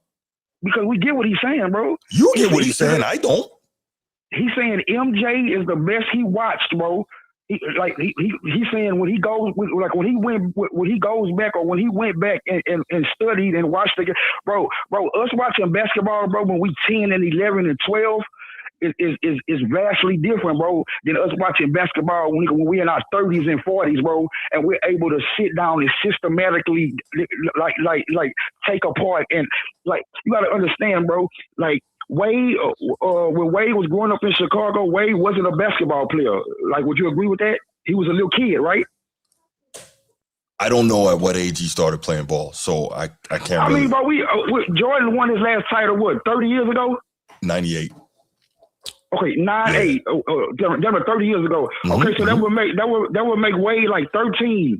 Like I'm saying, watching basketball, bro, when you 13 and you're not, I'm saying being an NBA player or the NBA knowledge or the ins and outs of basketball, bro, is not instilled in you like the way it is now. I'm saying Wade is you like I mean, bro, like hey, bro, this is another thing, bro. The like. Y'all keep hearing the same thing, and you know, Mills, Mel, right? You know, like he don't want to understand this or get this through his noggin. Like it's MJ and it's LeBron, bro. I'm saying in a GOAT conversation. I ain't talking about y'all GOAT conversation. I ain't talking about no personal GOAT conversations. I ain't talking about how one dude feel. No, bro, y'all can't go to one credible publication, bro, and show me where it's not MJ and LeBron. Like. So here's the thing, YD. I respect that you say that, but when we talk about the credible publications, there's some consternation there for me personally, even as somebody who's been a media member, because unfortunately we know that the media is not at all unbiased. No matter who it's for. I'm not just saying for LeBron, but no matter who it's for. Come on, bro. No, but listen, hold on. So I hear you, but we know that the media is not at all unbiased. We know that these quote unquote credible publications, people can still get their hands on it and affect these, you know, quote unquote lists and so on and so forth. But to your point, right, the NBA players and so on, and all these people who are supposed to know better, right? These people, most of them have Kobe ahead of LeBron. I know you don't like to hear that, but that's... No, they don't, bro. But I'm saying because you just saying that to say it. Like, okay. Bro, the last players poll. I'm just saying, since I'm on the phone with you, and you like to Like you like to spread this, like players. But oh no, they don't, bro. Like what I'm saying is that the last players poll had MJ 46%, LeBron 43%, and they had Kobe at 8%. So that's right. So who are these players that you're talking about, bro? Okay, so Larry Bird has Kobe ahead of LeBron, right? Shaq has Kobe ahead of LeBron. Allen Iverson has Kobe ahead of LeBron. These are all all-time greats, right? There are a number. Yeah. Most of the all-time greats, I believe Magic has Kobe ahead of LeBron. No, Magic, no. Magic just said like 2 weeks ago. He says MJ, LeBron, then Kareem. Okay. Then I stand corrected on that. Pardon me. Thank you for correcting me. I'm not being funny. I appreciate that. So I'm asking. So Magic don't know basketball? Yeah, absolutely. Magic knows basketball. Bird knows basketball. He has Kobe ahead of LeBron. But I'm saying when you say that Bird got Kobe over LeBron, what year was that, Bruce? I haven't heard him speak on it recently. No, I'm saying what year was it that he said that? That's probably at least a decade ago. Come on, Bruce. That's what I'm saying, Bruce. What I'm saying is, Bruce. If you ask me, average like LeBron supporter a decade ago. Okay, what would a decade ago be? 2015. I mean, if you ask me in 2016, no, I wouldn't have Kobe. But if you ask me, that same question before LeBron came back from 3-1, I would say Kobe. Like that's what I'm saying, bro. Y'all gotta see what dude's current list is. And what I'm saying is that when you say the publications, all that could be swayed, all that. I'm saying, Bruce, every publication? No, not everyone. And I'm saying, bro, you won't find one publication, bro, that got Kobe over LeBron, bro. That's what I'm saying. And but to your same point, right? Because I know I've heard you speak to how people were biased for Michael Jordan and so on and so forth. And so hold on. I'm not disagreeing with you that didn't happen. Bruce, we both know that that's the truth, bro. I mean, it's for good reason. Like that's what I'm saying. That's the difference between I think me and y'all. Nigga, like MJ is my GOAT. Like I say that nigga staunchly, nigga, and with my flag, nigga, planted in the ground. Like it's nowhere around it. And I don't think it's nothing that LeBron can do to I ain't gonna say it's. I'm saying if you ask me, 99, it's a 99% chance that it's nothing that he can do. I'm saying in my eyes, to be over MJ. That's just me. I came up on MJ. I wear nothing but Jordans. That's just the reality of the situation. But for y'all to be acting like it's just not a conversation. It's just no. No. What I'm saying is that I'm saying y'all can say that, but what I'm saying is that when we go on resume, bro, I'm saying LeBron might be the best basketball player ever, bro. That's what I'm saying. If y'all want to, and I believe that's absurd, but you know. Okay, Bruce, let me just one flavor, Bruce, before I get off the phone and let y'all do y'all thing. Bruce, give me the dudes that you. We taking Michael, we taking MJ, and we putting him where he belongs. He at the top of the food chain. I want you to give me the other players that you think belong in the conversation before LeBron. I'll just give you my top 5 to make it simple, and then I gotta let you go because we still got something else to finish on this. I got you. Yeah. My top 5 is this. My daughter waiting on me. She's worried about why I'm on the phone right now. All good, brother. No, my top 5 is Mike, Magic, Kareem, Bird, Olajuwon. That is my top 5. That's my top 5. Magic, Kareem, Bird. Olajuwon. You got that's what I'm saying, and I respect your top 5, bro. It is what it is. I get what you're saying. But what I'm saying is that you think you think they have a better resume than LeBron? So yes and no, right? I get what you're saying in terms of LeBron's incredible statistical accomplishments, but for me, the statistical accomplishments don't override that consistent big stage losing. I can't get past that. It don't override what? The big stage losing. So one of your criteria is finals records. Winning has to be part of the criteria. In every sport, the all-time greats, a big part of their measurement is winning. So you have to consider that. Because I'm saying, because me, I would think that all the players that's in your top 10 has won. So you saying the losses, him going to the finals and losing, weighs more than basically what he done. That's basically what you're saying. It's really, really big for me. It's hard for me to get over that, and not just losing, but being in the negative, losing more than any other former MVP. Like that's the part. But we've normalized that. But But Bruce, that's what I'm saying. You saying normalizing him getting to the finals, and losing more than he won. We're not gonna use context on any of them. That's fine, but we don't make that excuse for any of the other all-time greats. We don't. Because how many of the other all-time greats has been to the finals 10 times? Like that's what I'm saying. Well, Magic's been to the finals 9 times. Obviously, the great Mr. Russell. Yeah, but bro, 2 people in your top 5 played on the same team.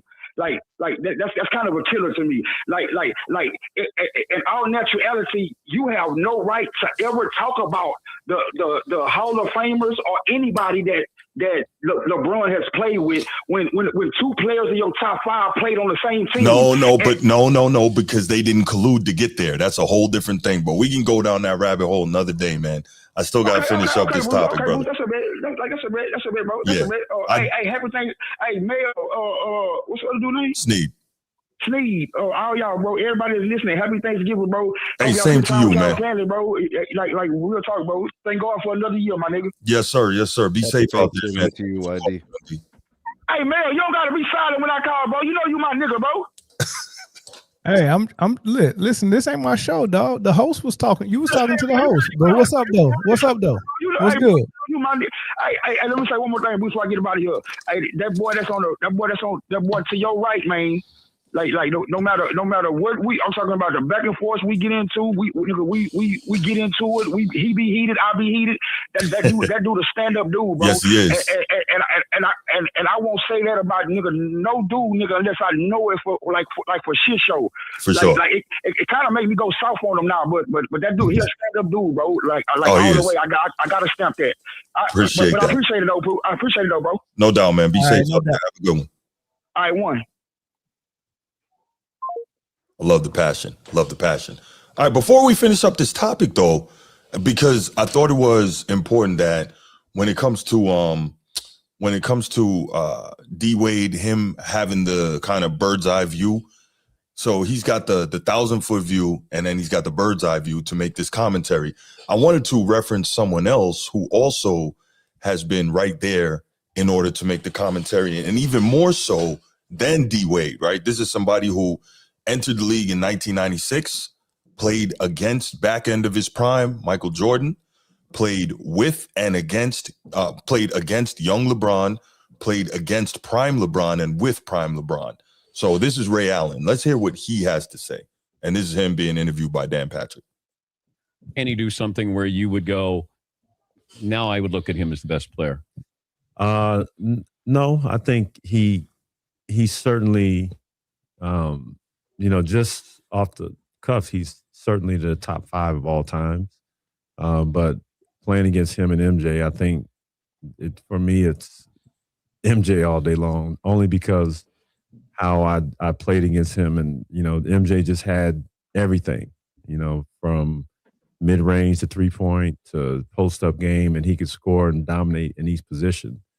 So real quick, would you say that Ray Allen has also watched MJ and seen LeBron? Yeah, of course. Okay, I just want to check and make sure, because obviously I don't understand what watch and see means. So I just want to make sure. I would say that he's in a very good position to have referenced both. All right, let's carry on. LeBron is dominant. LeBron could do so many things on the floor. And do you think LeBron's a better all-around player than Jordan? It's hard. That's hard to say because, LeBron is probably one of the best passers, that the league has seen. MJ is probably the weakest part of his game. He didn't pass a lot, but at the same time, MJ didn't have any other weaknesses in this game. And defensively, he was a two-way player. Defensively, he was incredible and just as dominant. Well, I still look at LeBron, a better rebounder, better passer. Mike was not shooting a three back then. Why do people constantly talk about the fact that LeBron is a better rebounder than Michael Jordan? He outweighs him by 50 to 60 pounds. He's 3 inches taller. He's power forward size in an era that's physically smaller. Why do people always point to that? Isn't that kind of disingenuous? It is to me. No, I think it's ignorant. I don't think it's a well-informed opinion to have. Say better rebounder. I think words mean things, and I think the best way to say that is that he rebounded more or he pulled down more rebounds. But that doesn't make him a better rebounder. You get what I'm saying? Like, the opportunity in the areas where he play, he's going to get more rebounds. He's in the paint a little bit more, right? He is bigger, but as far as being a better rebounder, you decide that based on, film study. Like, are you boxing out? The things that you do when you rebound, basically you box out, and sometimes you might have to jump to get the rebound at his highest point. Or put in more effort. Do I think LeBron is boxing out, putting in more effort to get his rebounds than Mike? I don't think so. From what I've seen, most of LeBron rebounds in this era where people are shooting threes and it's 5-man out, they're just falling in his hands without a box out, without effort to fight for a rebound. In the 90s, those rebounds meant more. I think it's inflated now. Those rebounds meant more back then. You had to spend more energy and effort to get them back then. And by the way, Mel, there were professional rebounders in that era. That's correct. what they were paid to do. Correct. They were paid to clean the glass and keep others off of it. They fed their family off of it. And when the guards came down there to grab rebounds, they got hurt. Say, get the fuck out of here. They got hurt. Get out of the paint. Their own teammates. What are you doing down here? This is how I get paid. Yeah. Now people are moving out of the way to let their guards get it to help their MVP stats. No doubt. Let's Wax Museum. Would have developed into he still could shoot it. Though. Yeah, but LeBron has turned into at least a dangerous 3-point shooter. Like you have to account for him when he takes those shots. But the personality, though, is I think the biggest difference, because Mike wanted to kill you. But he used to, and Phil Jackson said this when he was promoting his book years ago. If Mike played today, he would average 45 in his prime. Easy. You believe that?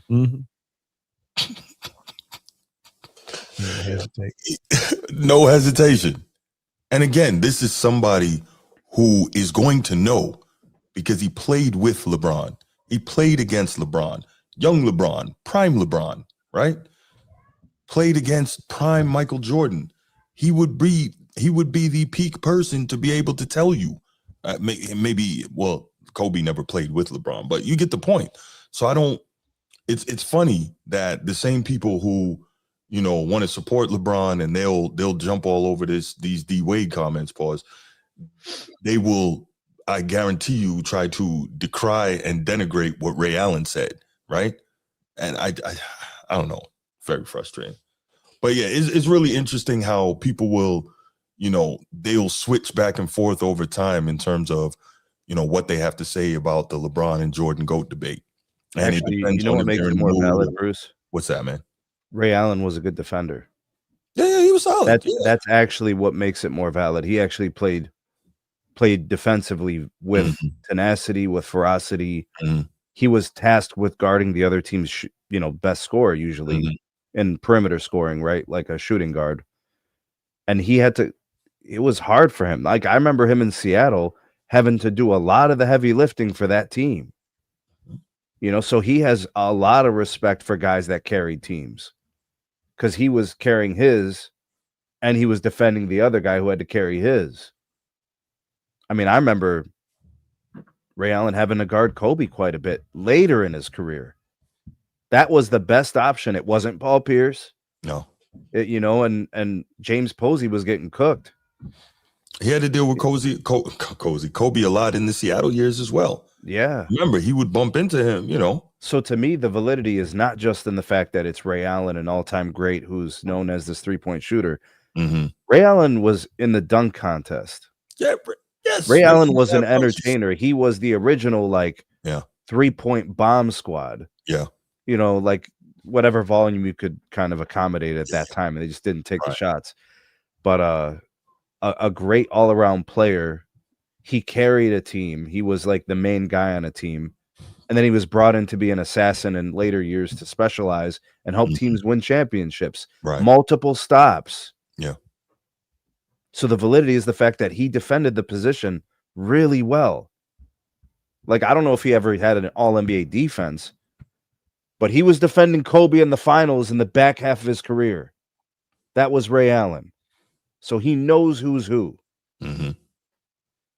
Yeah. And notice he didn't poo-poo on LeBron at all.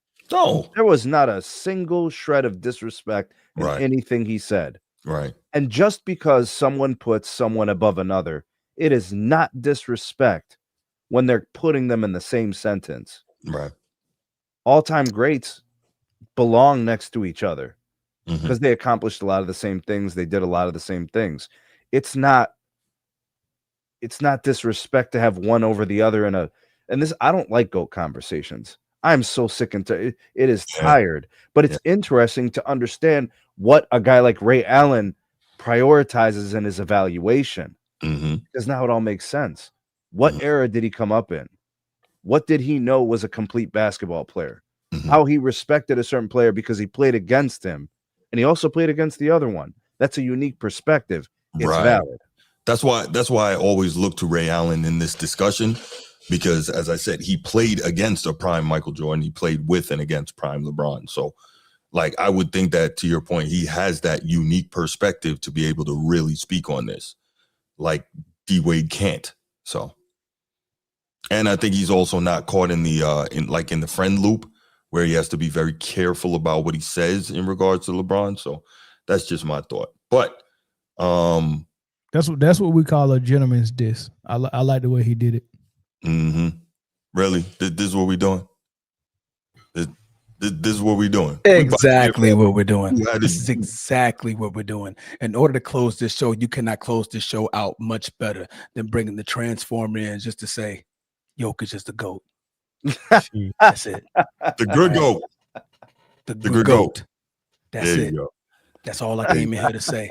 All right. They actually should have never sent him the link, bro. They actually are starting to push that narrative out now. I just sent you one, Bruce. I saw it. What's happening, y'all? What's happening, Steve? What's happening, Sunset? Who's Sunset? Sunset new? No, he's been around. Oh man, welcome to the show, man. I appreciate the shout out, man. Appreciate the shout out. What y'all talking about? D Wade switched up. What'd he say? Let's start from the top, man. All right, everybody's top 5 go. Okay, no, we're not doing no. So I thought I can call in and we can just go through the whole rundown as a summarize. You know, we summarize. Let me ask you something, bro. What's up, man? If you watch something and if you've seen something, I mean, that's huge difference, right? If I watch something and I've seen something. Yeah, that's a huge difference, right? If I'm watching it, that's current. If I've seen it, that's past tense. Yeah, right? Was that an educated question? What no, that's what D Wade literally said that, bro. He said he's seen someone play and he watched someone play, and that's the difference. Yeah. Well, you use your eyes for both of them. You would think. So the reason seeing someone, meaning you saw, you've seen them before, and you're watching. The same thing. Your eyes are the same thing. The reason why you're doing this is the same thing I was like. So I did this in my mind. You're verbalizing it, but we all are trying to figure out what D Wade's talking about because he's seen it, but he watched it. He said Michael Jordan is his GOAT. Michael Jordan is the greatest he ever watched. Okay. LeBron James, having played with him, LeBron is the greatest he's ever seen. So he thought he was being slick with the wordplay and trying to be profound and yeah. So yeah. I watched Jordan, but I seen LeBron. Yeah. That's what he said. Yeah. We had a whole Okay. Maybe watching. Okay, maybe that I'm just trying to throw a fucking apple. I tried too. Watching means he saw video. Like that's the only reason why I watched it. seen as in I was in person and No. I witnessed this. No, firsthand. No, because I have Maybe. watched you. I have watched Transformer call clients on the phone and book showings. I have watched you do it in person. Yeah. So what you're saying doesn't add up. The Now. Transformer, it wouldn't be hard for him to say what you said. What you said was very clear. You said, I watched him on video or I seen him in the arena. See, Right. that's not hard. That's not even hard language, bro. That's a difference. Not He didn't much, say but it's anything different. like that, though. But it would clarify the context, right? He was trying to get away said, with I saying, seen him play. Yeah. And the other, I watched him play. Right. That's Yeah, what he didn't said. clarify. Ah, man. You know, again, another debate that I don't agree with. Yeah, bad yeah, luck. Wade. Yeah, he didn't have his coffee before the interview. Mm-hmm. Sometimes I think it was coffee. Is Mill a was big, saying big thing. he may have had some green in his system, possibly, or that. Because you got to break that down for me. I'd have been like, okay, regurgitate what you just said. and then the dude next to him, Transformer, was like, "Oh snap!" Like That it was bars, deep, bro. Oh, Yo, Old boy was like, yeah, I felt that. Pause. Yeah, that's what he said. Yeah. I see what you did there. Yeah. Oh, yeah. Was Thanks he for on? tuning into the was he on Format Jeff Podcast, Teague man. show? We are live. When you go back and at listen, you'll see. Yeah, go back and listen. You'll see. Was that the Jeff Teague show? I feel like that's something Jeff Teague would do. Watched and seen. Yeah. Crazy. All it was D Wade trying to get by with saying he believes Jordan is the GOAT while not pissing off LeBron. You know what So D Wade should try to come do? up with something. D Wade should change his GOAT. He should change it.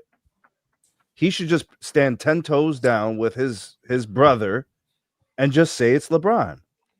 But you know what? None of these athletes, nobody's stand to their guts on who they pick first. If you noticed it, you know, I mean, all the greats are saying they switching up every 2 to 3, 4 months, right? And look, these dudes, you know what I mean? Isaiah Thomas, Matt, like they word it different. Well, the best athlete, or well, you want to talk scoring, well, you want to talk complete player. You want to, it's always something. You know what I mean? That's why I stay away from every GOAT conversation. To me, there is no GOAT. You could be the greatest of your era. I believe in that. From the time that you entered the league to the time that you exited the league, are you the greatest player of that time? Because to me, like I said before, when you change the rules, you change the game. Transformer, I can't judge you the same. I have been consistent. Bean, Mamba, we're always consistent. Every time. Every single Kobe's time. top 5, man. Every time. It's easy, man. That's easy. But if you want to have a legit conversation, you're gonna have to break it down by eras, man. You can't. It's hard, bro. Because what you're gonna say now, all of the players that's coming up now, like the Jokic's and stuff like that, he plays the 5, right? So we're gonna want to compare him to the other centers, and then we're like, well, the Jokic couldn't play 5 back then, so the rules are different. Are they? So when you change the rules, you change the game. I can no longer judge you the same. I didn't mean for that to rhyme, but sometimes the words just come out on time. Yeah, but I think that also makes it a little easier to judge as well, because if the rules were changed to make it weaker, if you water it down, then you know one player was playing against a harder era and the other player was playing against a weaker era. So now you know what the stats actually mean. 30 points in a harder era is worth more than 30 points in a weaker era. What determines it being harder? Whether it's harder to score or easier to score. So more fouls were called now versus fouls back then. Is that what you're saying?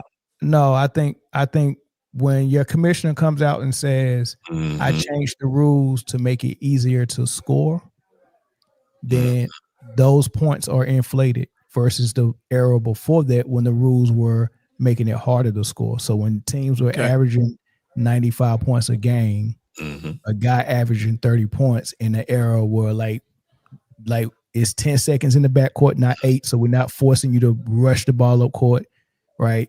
There's people in the paint, so it's not easy for you to drive and get easier buckets like layups. Yeah. We believe in post game. We believe in mid range. We believe in shot blocker. We believe in big men. We believe in positions.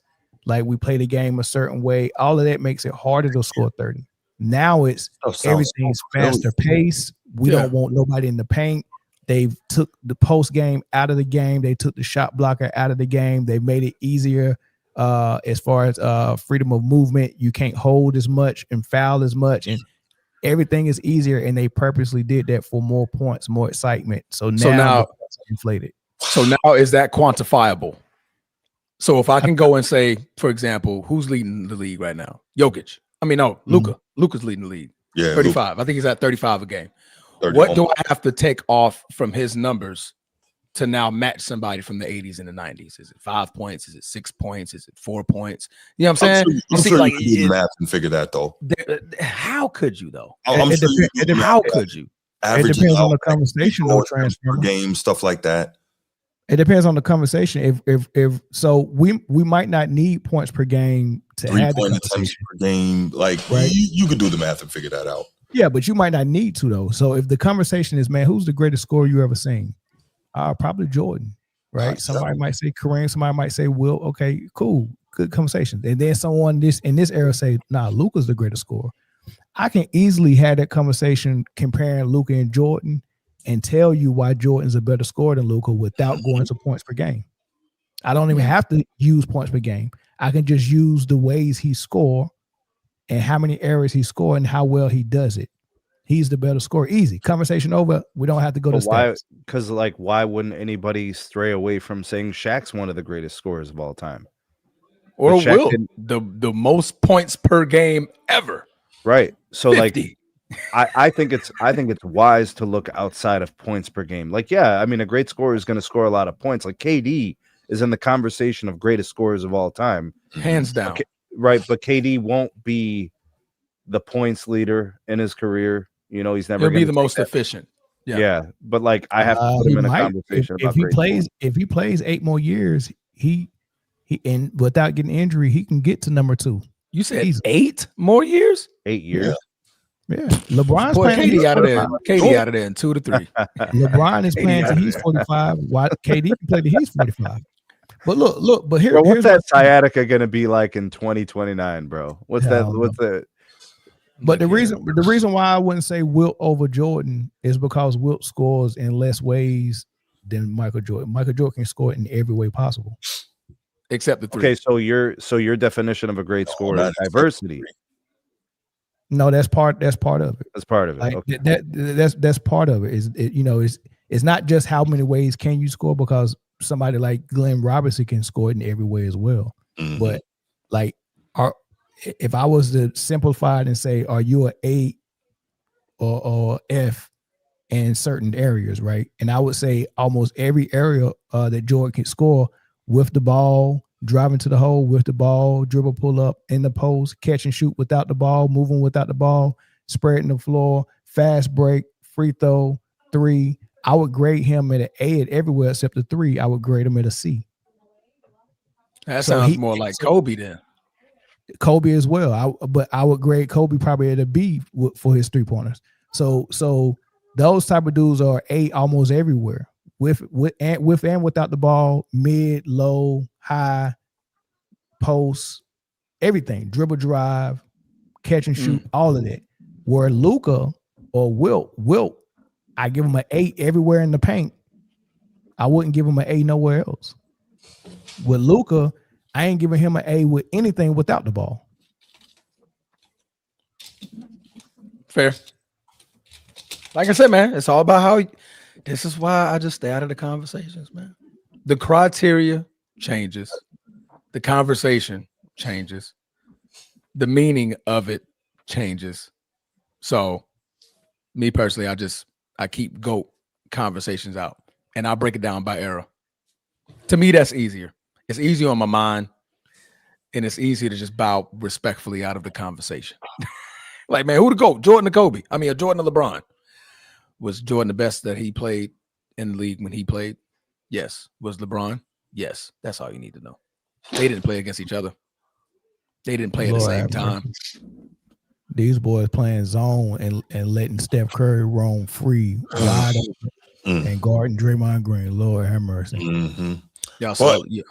We gonna leave it right there, y'all. It is. Yeah, man. I just want to come in, man. Just y'all was on.